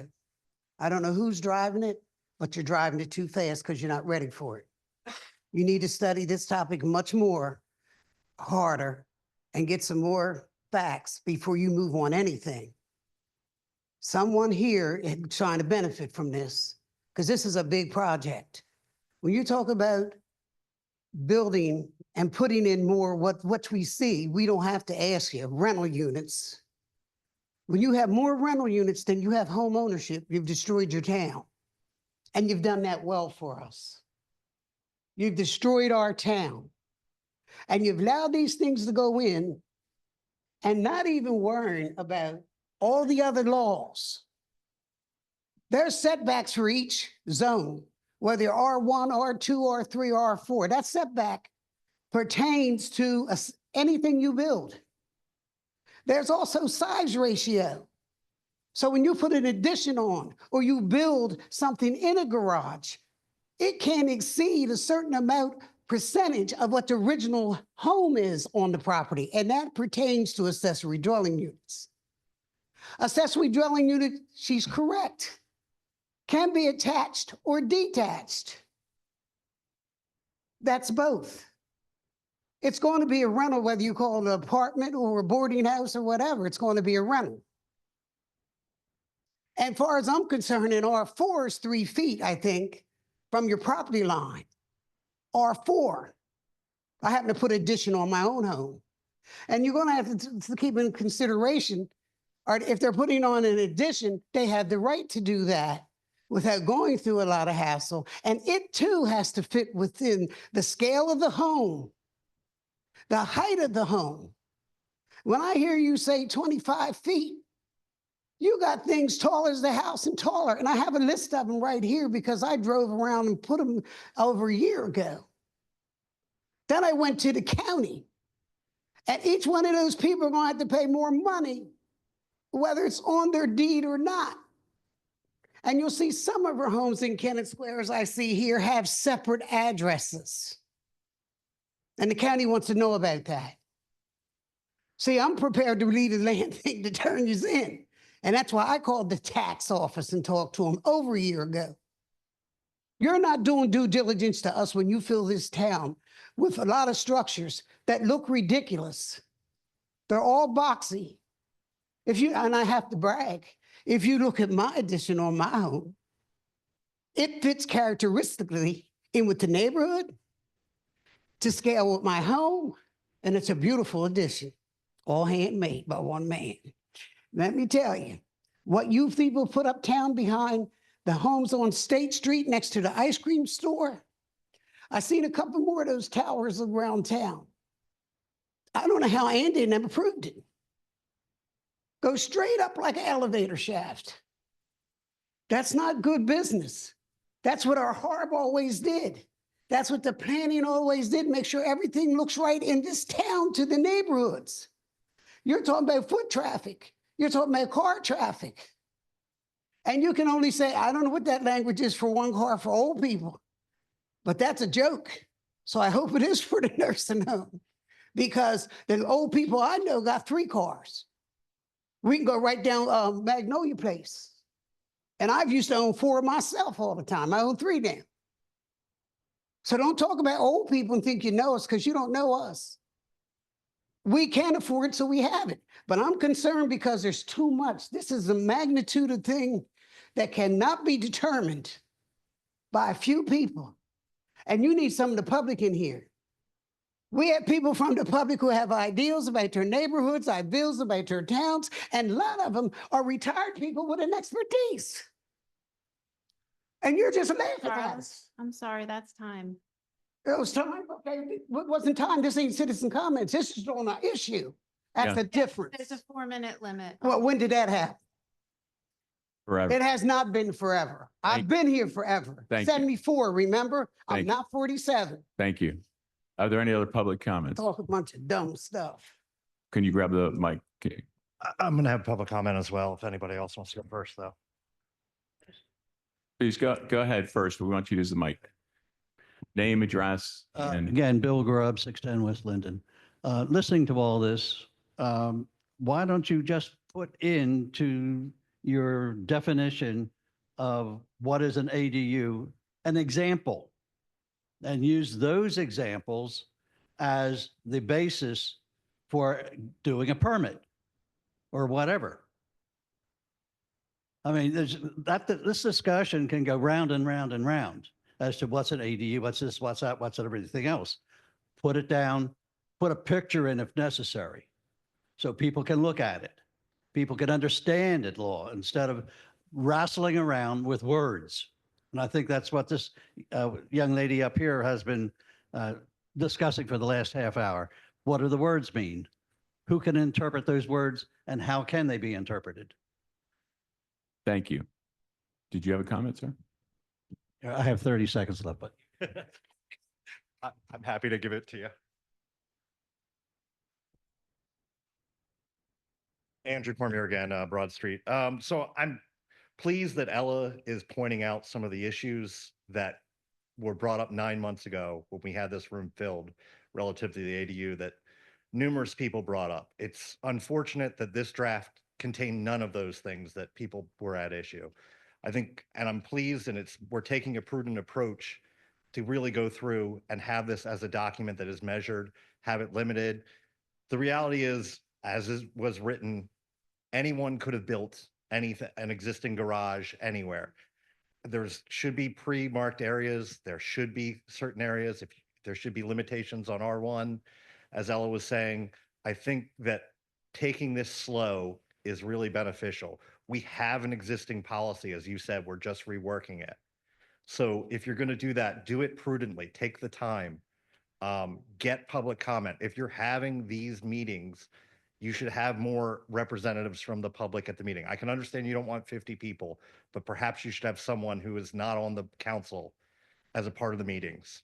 So I want you to consider that. Thank you. Any other public comment? Oh, sorry. Can I just add that the planning commission is open to the public, so anyone is welcome to come the third Tuesday at 5:30 to discuss any of these issues. Sandy? It is here. Yep. Oh, it's downstairs in the second conference floor room. Sandy D'Antonio, 220 North Broad Street. I do have a letter here that someone had sent to Kathleen, who lives on North Broad Street, but she's not here to read it tonight. So, to Kennett Square Borough Council, dear members of the Borough Council and Kennett Square community, I am writing to express my concerns regarding the proposed changes to the accessory dwelling unit ordinance. As a concerned resident of Kennett Square Borough, I believe these changes have the potential to negatively impact our already overstressed infrastructure, impact our community, and I am troubled by the lack of comprehensive, unbiased research supporting the proposal. We have seen a significant increase in apartment complexes in recent years, and while we do not yet fully understand the long-term consequences of these additions, it is clear that our roads and utilities are being stretched to their limits. Traffic congestion and parking is already a major issue, and the addition of more dwellings, particularly those in the form of ADUs, will only exacerbate this problem. More cars on the road and greater demands on our water, sewage, and waste systems could lead to significant strain. Additionally, light pollution has become an increasingly noticeable issue, and the proliferation of additional residential units without proper consideration of the impact on the environment could worsen the problem. Further detracting from the quality of life for residents. I am also concerned about the lack of a clear, research-driven foundation for the ordinance changes. Prior to today, from what I have seen, the primary justification for these changes appear to be based on the opinion of one individual and an informal committee survey of air conditioning units in garages. It was shared, this worked in Westchester, but that is a college town and far different from our small town. This does not constitute a thorough or unbiased study of the potential benefits or drawbacks of such a significant change to our borough's zoning laws. Who's the author and where do they live? They live on North Broad Street and it's Gina Donato. Thank you. You're welcome. But I have some, can I say something? Do I have time? Sure. Okay. My question is, I'm interested in how many people are on the Kennett Borough Planning Commission, how many people have rentals. Also, this is nothing against council or committees, but there are people that do have rentals. And I do feel that it's not fair to the residents who have lived in this community, whether it's 1 year, 40 years, whatever, that there are so many changes, like the height of a building. And I agree with Ellie about the setbacks. You're going to have neighbors that have terrible relationships with their next door neighbor if things happen and accessory units are put on that property. Basically, that's what I needed to point out. Thank Thank you very much. Thank you. Any other, you've got 30 seconds, sir. Go ahead. No, go ahead. You said you were going to yield your 30 seconds. Okay. Unfortunately, I have not been able to attend the council meetings since September because of personal issues. But at that particular meeting, I brought up 5 items concerning our beautiful apartment complex on State Street. Does this, sir, let me stop you for a second. Does this relate specifically to the ADU discussion right now? You'll have time later on as well. You'll have time later on in public comment. The discussion period. No, we've got miles and miles to go before we go. Well, I'll sit down. Hold on to that. Any other comments specific to the ADU ordinance that we're discussing right now? Ken Edwards, 412 Meredith Street. I know you're discussing the ADUs, and I've heard the word parking mentioned, but I didn't hear anything as to how you're going to alleviate the problem. You look at most of the alleys in this town, they are on the average of maybe 10 feet wide. Uptown, downtown, doesn't matter. I'm lucky. I live on one that's wide enough to be a full street. And the biggest reason why I say this is because when they built Magnolia Place down there, I complained that the alleys were going to be so narrow, you wouldn't be able to get your cars in. And it's true. Because this largest car you can take in one of those alleys and pull into the driveway without being a magician is nothing any larger than a Fiat.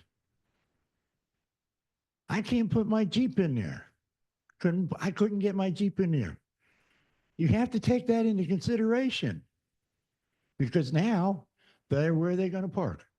They're going to park out on the street. You have to take all this stuff into consideration.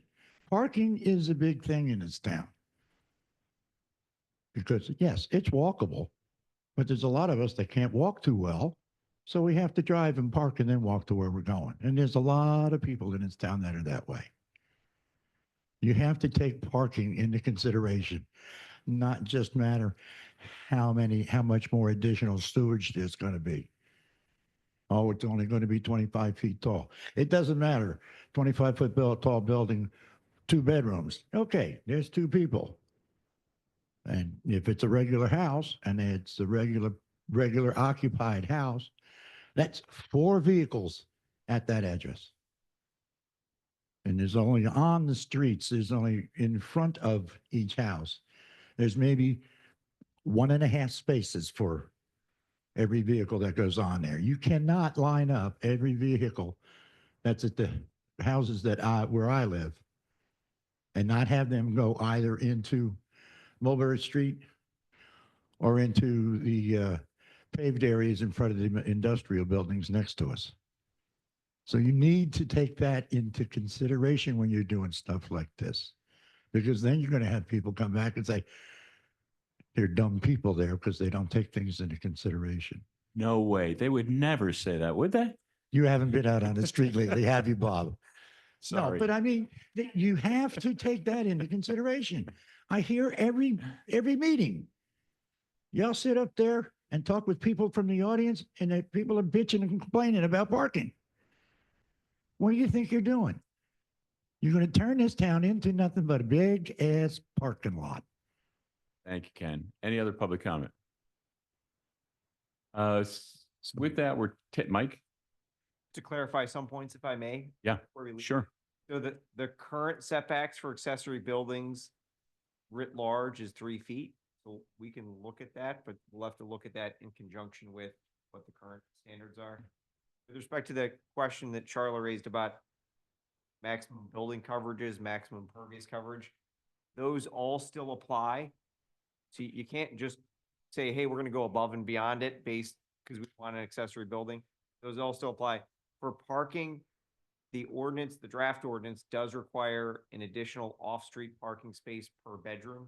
So that is factored into the equation there. And then for light pollution, for Sandy, that I think you brought up light pollution or someone did, that is already covered under 2356 of our zoning ordinance. So there are standards in place. That doesn't say we can't look at them. I would look at them on a global scale rather than just for accessory build. Thank you, Mike.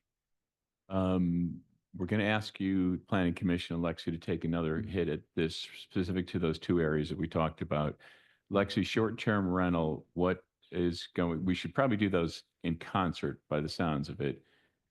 Yes, so you, council already approved for short-term rental as written to go to the planning commission, just not the advertisement, but we wanted to do, sorry, this poll's like right, blocking everyone.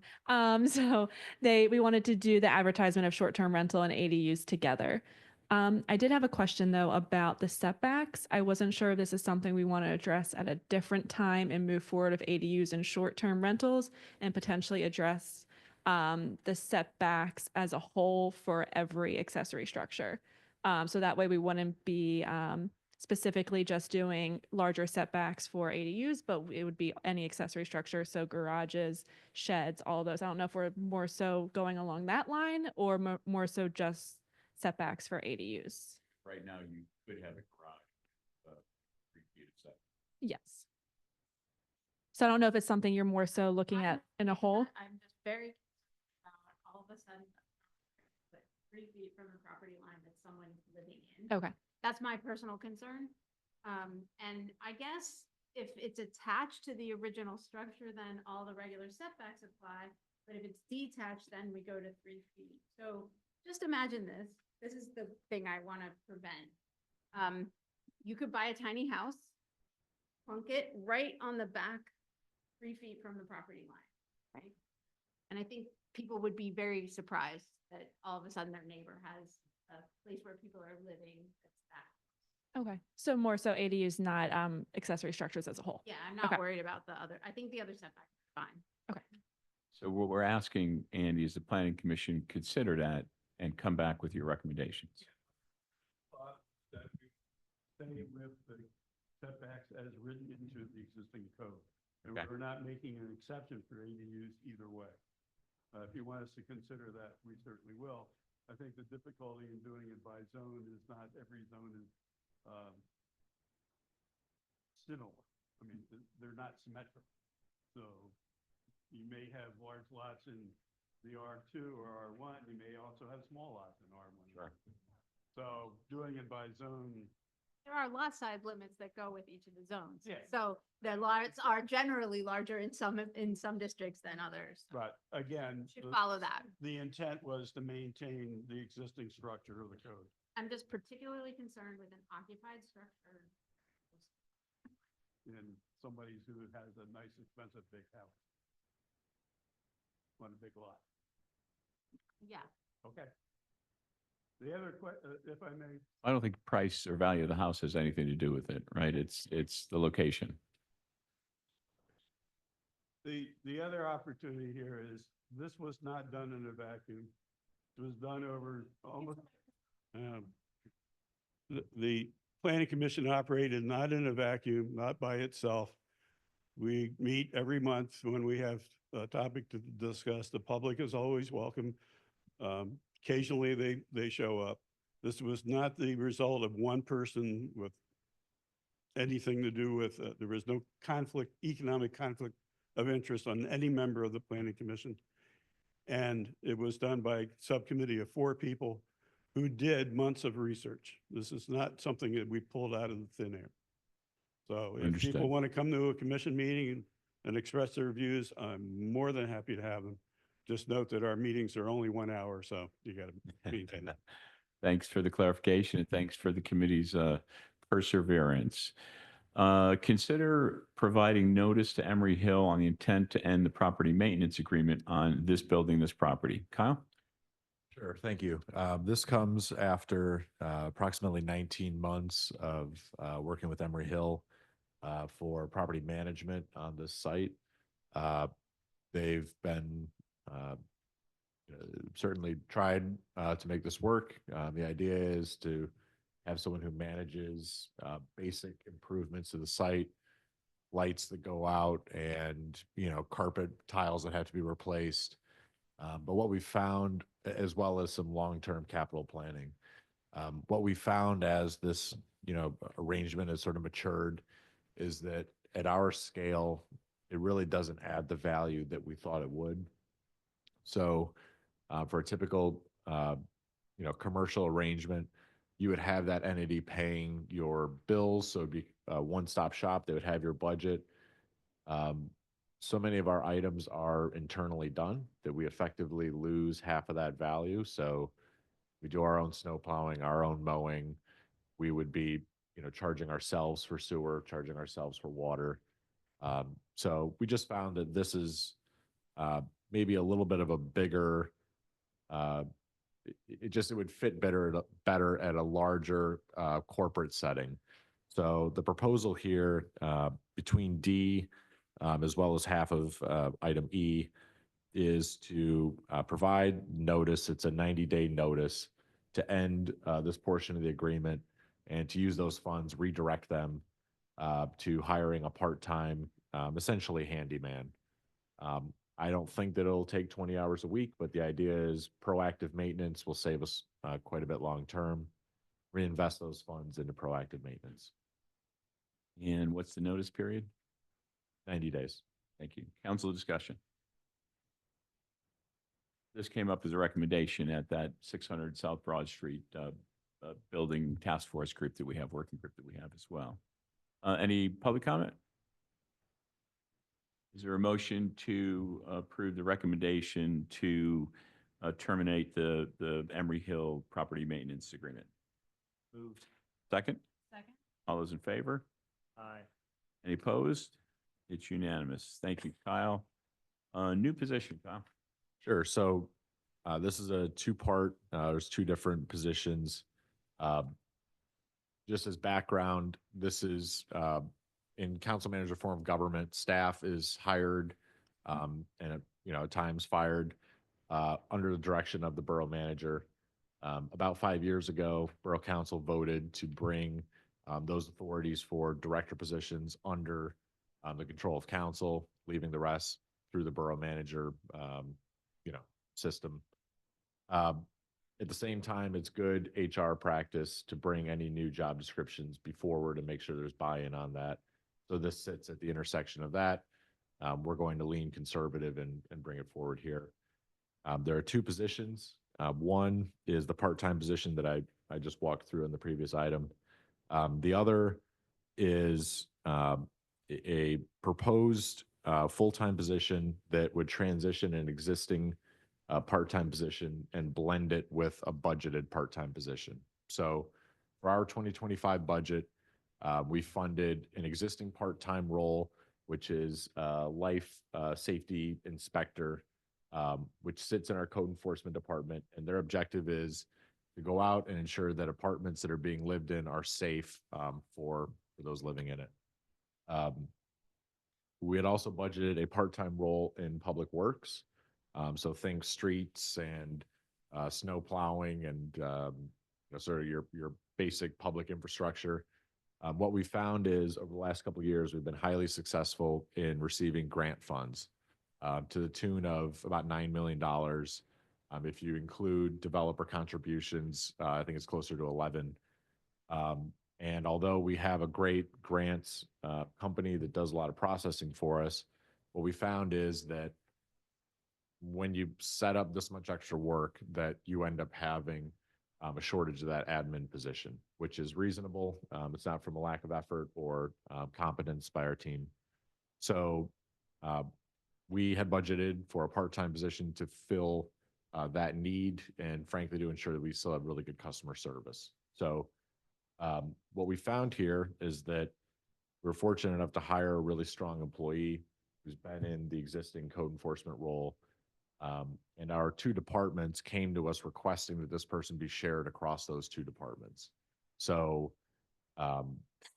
we've worked over the last couple of years to encourage people to use our help email, our app, our call-in number, or walk into the building. And so we've reduced the channels that people can put in requests through, which has made it easier for us to share a position because there's fewer handoffs, if you will.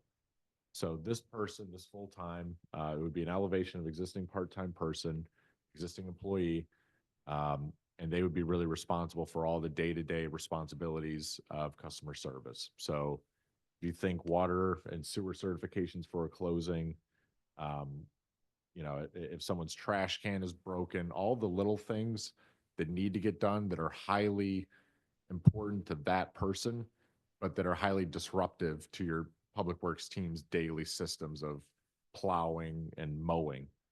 So it's a pretty targeted role. And I think we're fortunate that we have an employee that's so strong that two departments are willing to share them. And in terms of budget, I believe the shortfall, Nick could correct me, is about $2,700 from budgeted to this, which we're confident we can find by savings in our contracted building inspection. Council discussion? How much commercial inspection does the borough do right now?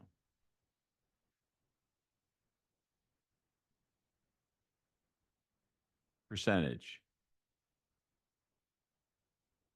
A new building. Oh, Do you mean new building inspection? yeah. I would say we average about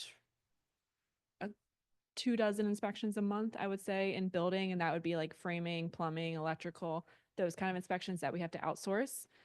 So we're looking at about $1,000 to $1,500 a month in invoices for building inspections. We have a much greater zoning, rental, commercial, UNO inspection base here.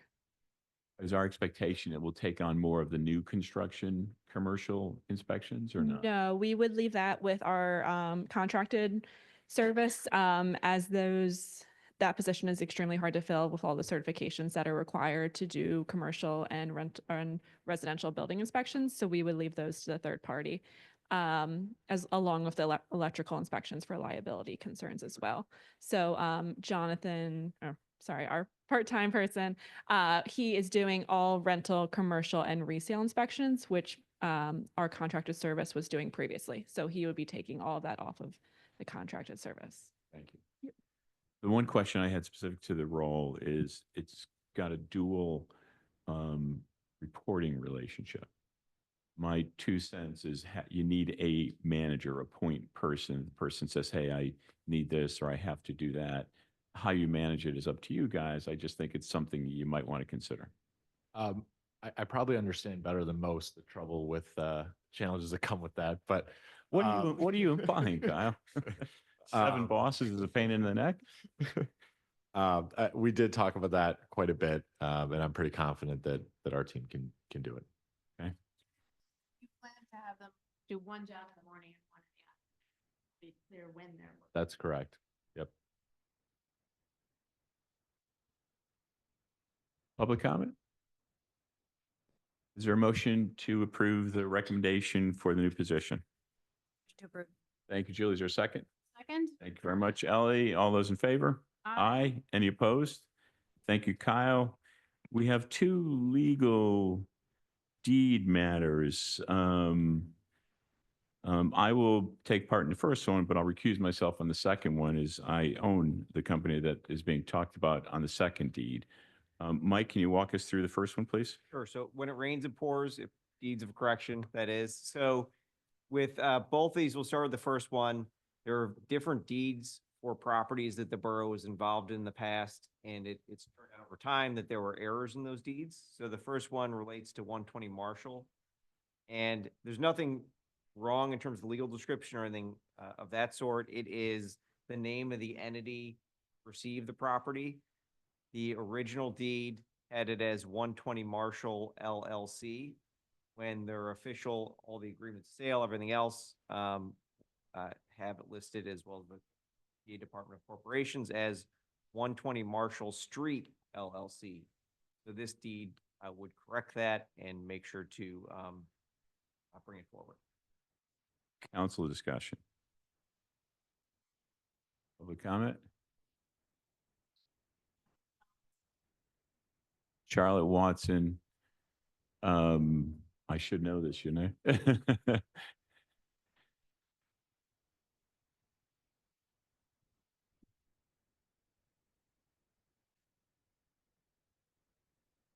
To echo John Thomas's opinion about the Lord Senior Moment, sorry. The deed, when you talk about the, you're talking about LLCs. I'm still wondering why them two people sat up here and said they was buying it. Any other public comment? Please.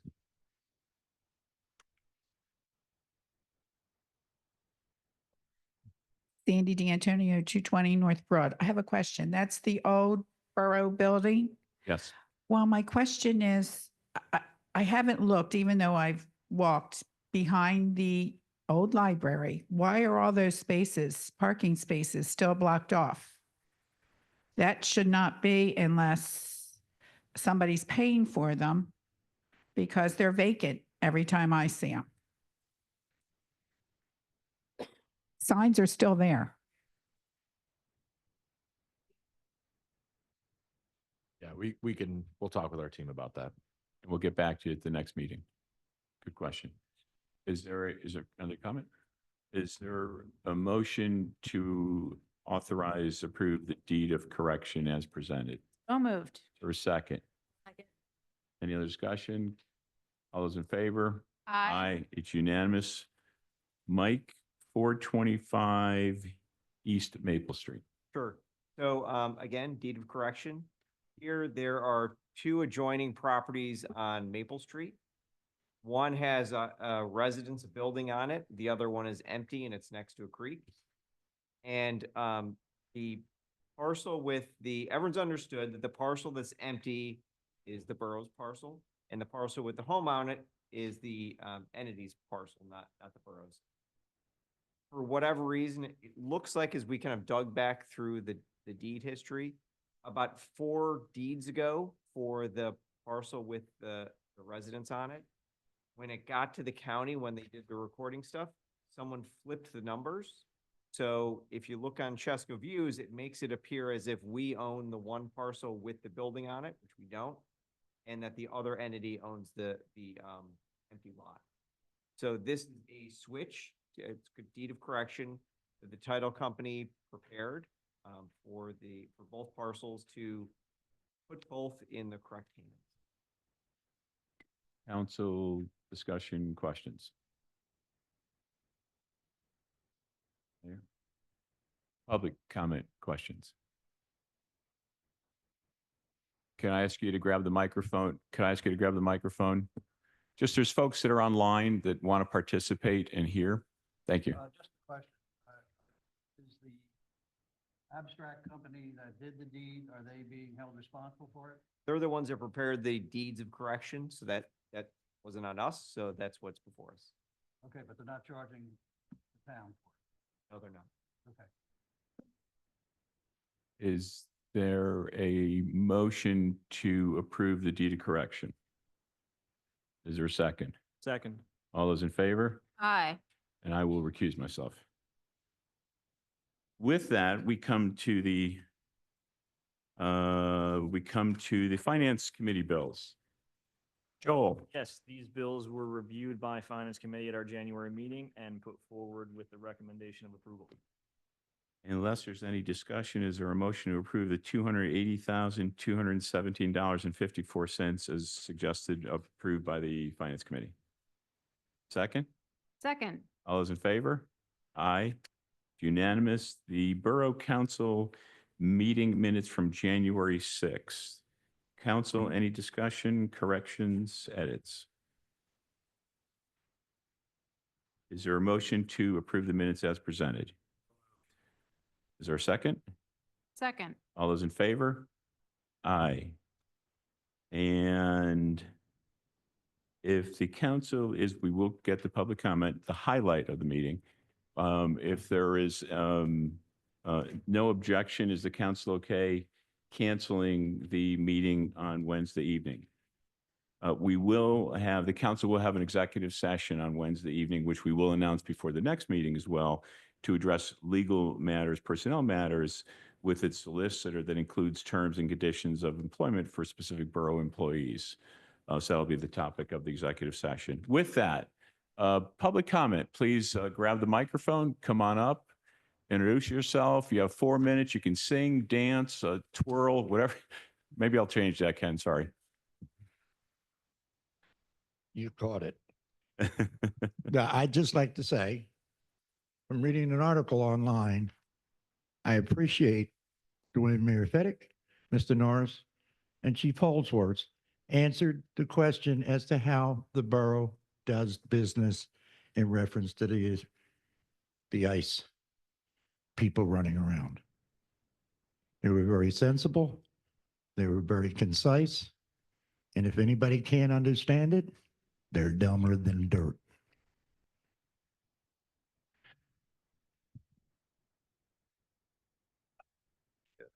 Hi, I'm Michael Bertrando, 136 West State Street, but I'm here in regards to my family's business, Sam's Sub Shop at 329 East State Street.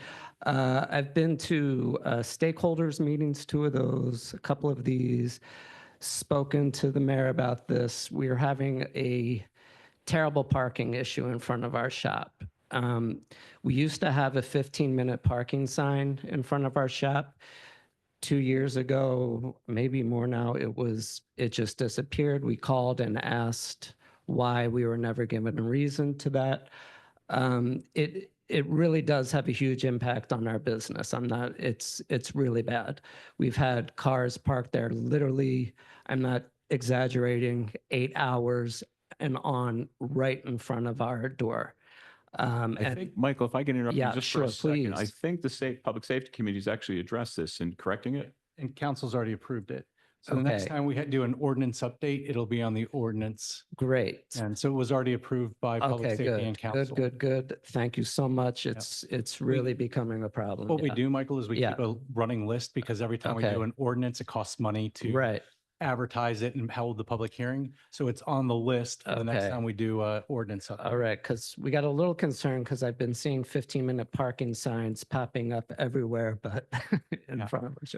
You're next on the list as All soon as right, the great. ordinance, as soon as we do. a Any public- time frame there or? April? You think we'll be doing one in April?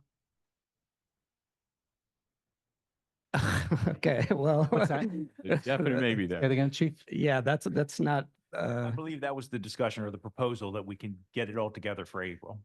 I'd really appreciate, I mean, we've been there for almost 80 years and this is so negatively impacting our business. And now it's just really bothersome to see people park in front of our shop and our other businesses that are there too, and then walk over to the library, stay there all day, and there's 2 empty parking lots for the library right there. It drives you crazy. And then to have customers come in and say, oh, we tried to get here last week, but there was no parking.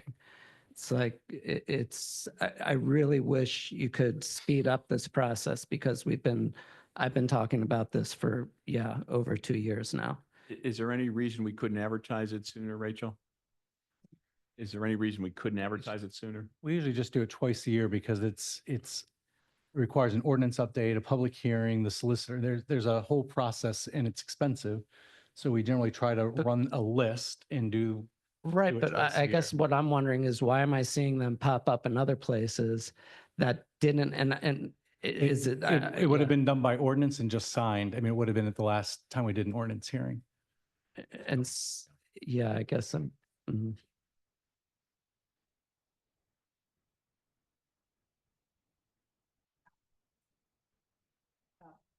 So you could, you could theoretically sign it, but you have no enforcement. Can't enforce it. I guess what I was asking, just like if you see it, it deters people, but That- maybe not have the ability to enforce it. All those in favor of some trickery? Me, Is that all right? Are we breaking the law? I move to put the sign up. Thank you, Ellie. Anyone that heard that at home? I would, Okay, great. I would Right. caution you to take that approach. It's fair enough, Yeah. Chief. That's inappropriate. It was Expedite the process. it was there, and we never got a reason why it was taken away. It was there during when the library was under construction Right. to keep the construction, but the ordinance, so it was a temporary ordinance during the Okay. construction of the library. Okay. And the library, when the construction ended, Right. all those temporary no parking and taken. ordinances all rolled back to what's already on the Okay. books. All right. So- But unfortunately, the parking there has changed since that time. Now there are lines there that people pay no attention to. There's a curb there that limits our parking as well. People can't pull up, they have to parallel park. And just to give you an idea, 2 months ago, if the police probably remember, there was a huge tractor trailer that was stuck and had to be removed and caused a huge traffic jam coming into town. That was because there was no parking in front of our shop. Our milkman had to double park, and then the truck couldn't get by, stalled out, burned up the clutch, and then had to be towed. So it is a public safety issue as well. Thank you for your time. You've got a word. We'll do it as quickly as we can, Michael. Ms. Watson, please share with us. Did you hear that, public? I just want to say a couple of things. We were last here in December, I was, and I think it was December, and I heard the EMTs were speaking, the group, I call them the EMTs, that's the Longwood Consortium, and that was personal. And you got me here, holding me down to, almost got me down to a railroad track with all kind of rope tied down. And that was over a half hour. I don't know who was gunning for who, but they was gunning. And it got personal. And not only did one person speak, but another man came up and spoke on the same topic. Don't get in my personal business. That was ridiculous. I got all kind of examples where you put me down, but I've heard some ridiculous stuff up here where you let everybody else run amok. Secondly, that darn building down there on State and Washington is ridiculous. And I will not go near, it is not a, what do you call that? What do you call that parking deterrent? It ain't a sand dune, it's darn near Mesa. And you go down there and you got that, what is that, sewer stuff on each side. And then you got those little cutouts. It is ridiculous. And when you get done here, we're gonna have to have a new council do the whole State Street from Miller's Hill, if you know where that is, clear down to the beverage company outside of town. It's ridiculous. By the library is ridiculous. Hump, then another hump. We made Albert take a hump at one time. The whole town did by the library. And them humps start there by Blittersdorf, and they just don't stop.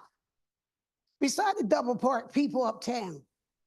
That's ridiculous. You need to have a time when, or one area where that truck can pull in. Maybe in front of that great, nobody can get a reservation in front of that place because it's right on the edge where it's a delivery zone. We got to have a delivery zone up there. I do go through town occasionally, but I try everything so I don't have to go through Miller's Hill, come in the bypass, nor do I go down Washington. And that's our way out of town. It's ridiculous. Now, they need to have, they don't need to be parking down there. You talking about parking, you should have jumped on that. Heads, tails, feet, and back. And got that straight from the door. Because they got parking garage. That's their business. And we already said we didn't want parking there. The citizens said it. So I guess it's on the south side. Maybe they could park. But on that north side, they shouldn't be parking at all because that's their parking lot. And there's going to be a lot of people coming in and out of there. That's a safety issue. You can ask Mr. Karate if I'm saying it right. The second thing is, in front of the building should be meters. We need to make money. They moved there, we didn't. They're inconveniencing us with everything they do. On the Washington Street side,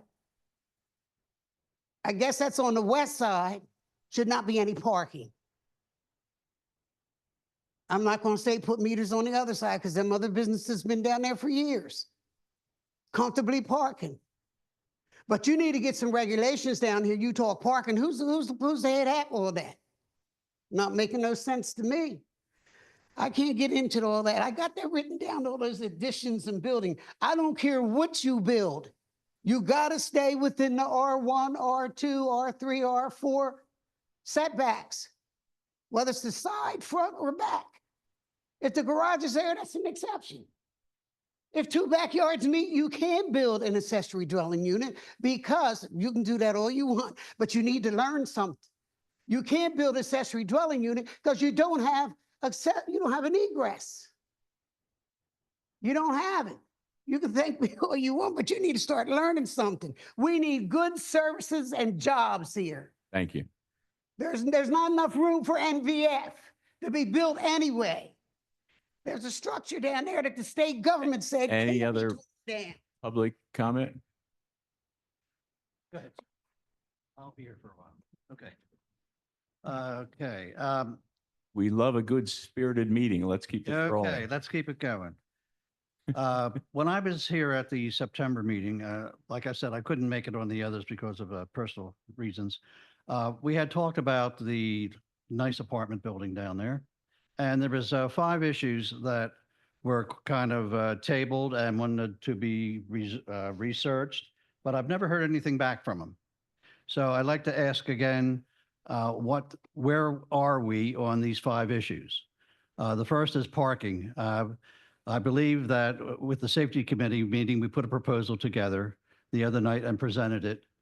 And there were things on there that if we could understand what is not capable of being done, I'd like to know that as quickly as possible so that when we go around to the residents of the excuse me, of the proposal that we have discussed, then we can basically put a formal proposal in front of you signed by the residents. So to the first question, Chief or Mr. Mayor, is there an answer to that? I think we covered that in the meeting. Well, you said you were going to look at it, sir. Hold on a minute. Okay. I think we covered in the meeting, there are certain things we can't do. We can't do the 4-way stop. We can't, and what we suggested was that you start with things that you could agree on, which is the one-way around East Linden and permit parking. That was our recommendation, is that you start with those 2 specific things, and the other things we can work out over time. But traffic calming as far as a speed bump is not going to happen. As far as a 4-way stop, we can't legally put it in there.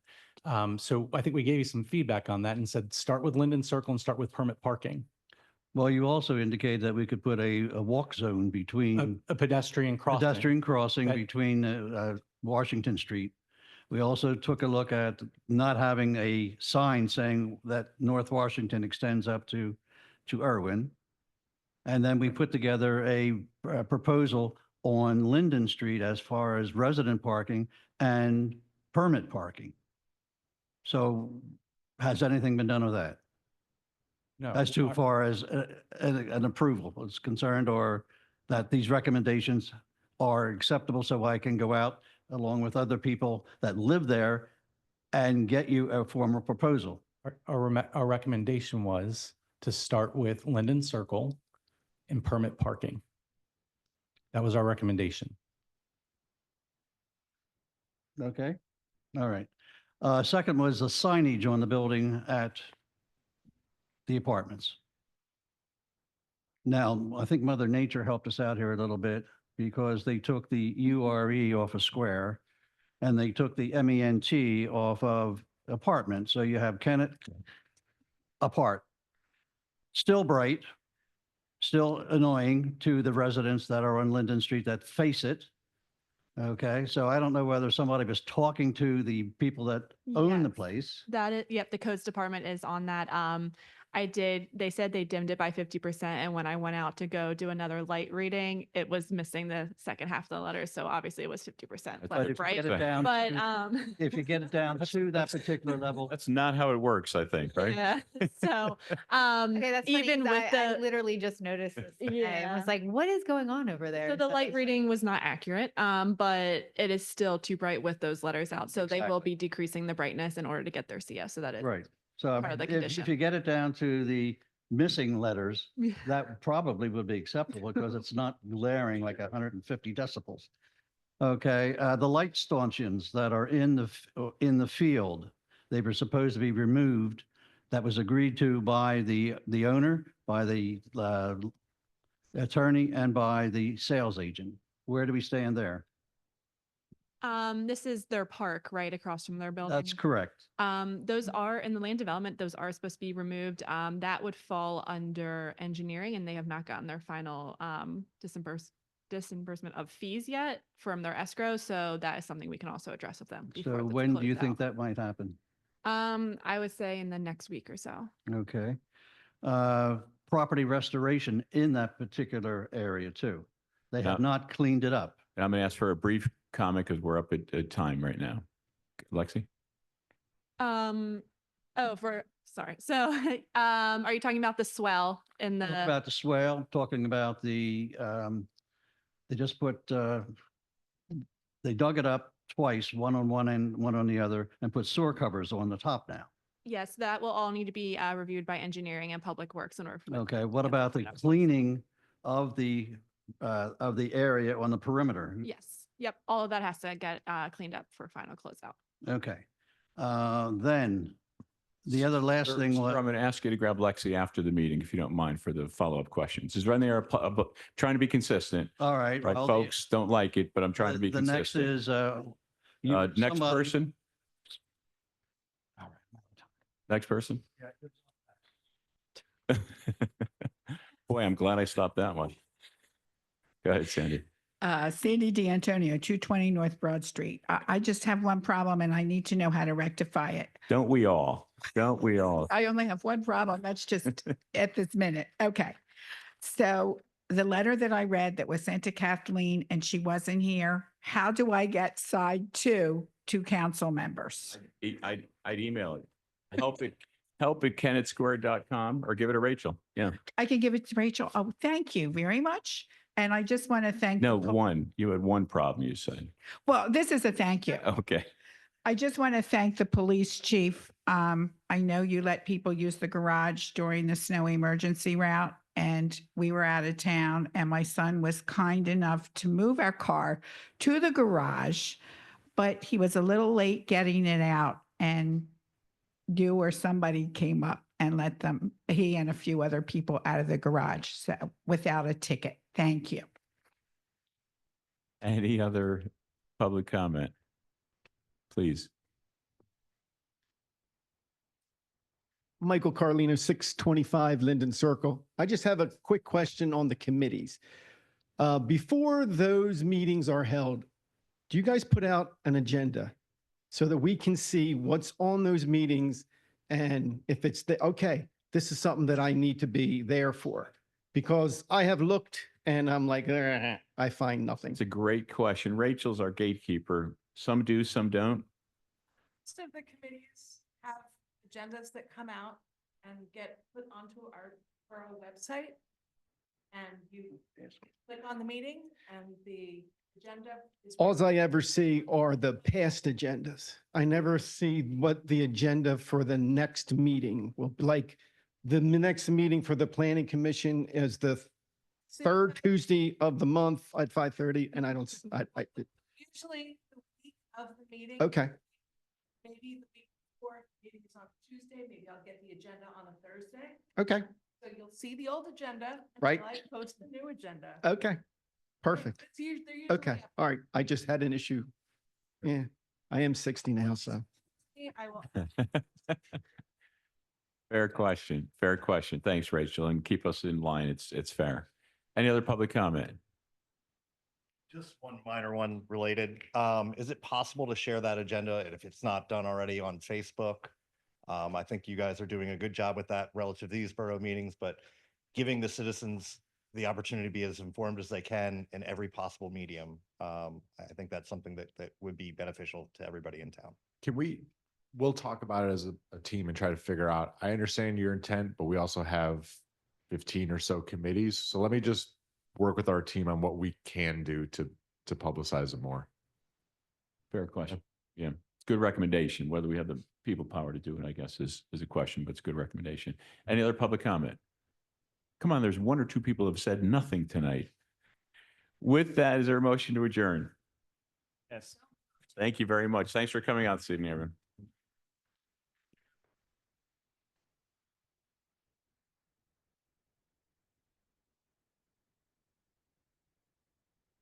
That it's a little bit, people are getting a little beast of that.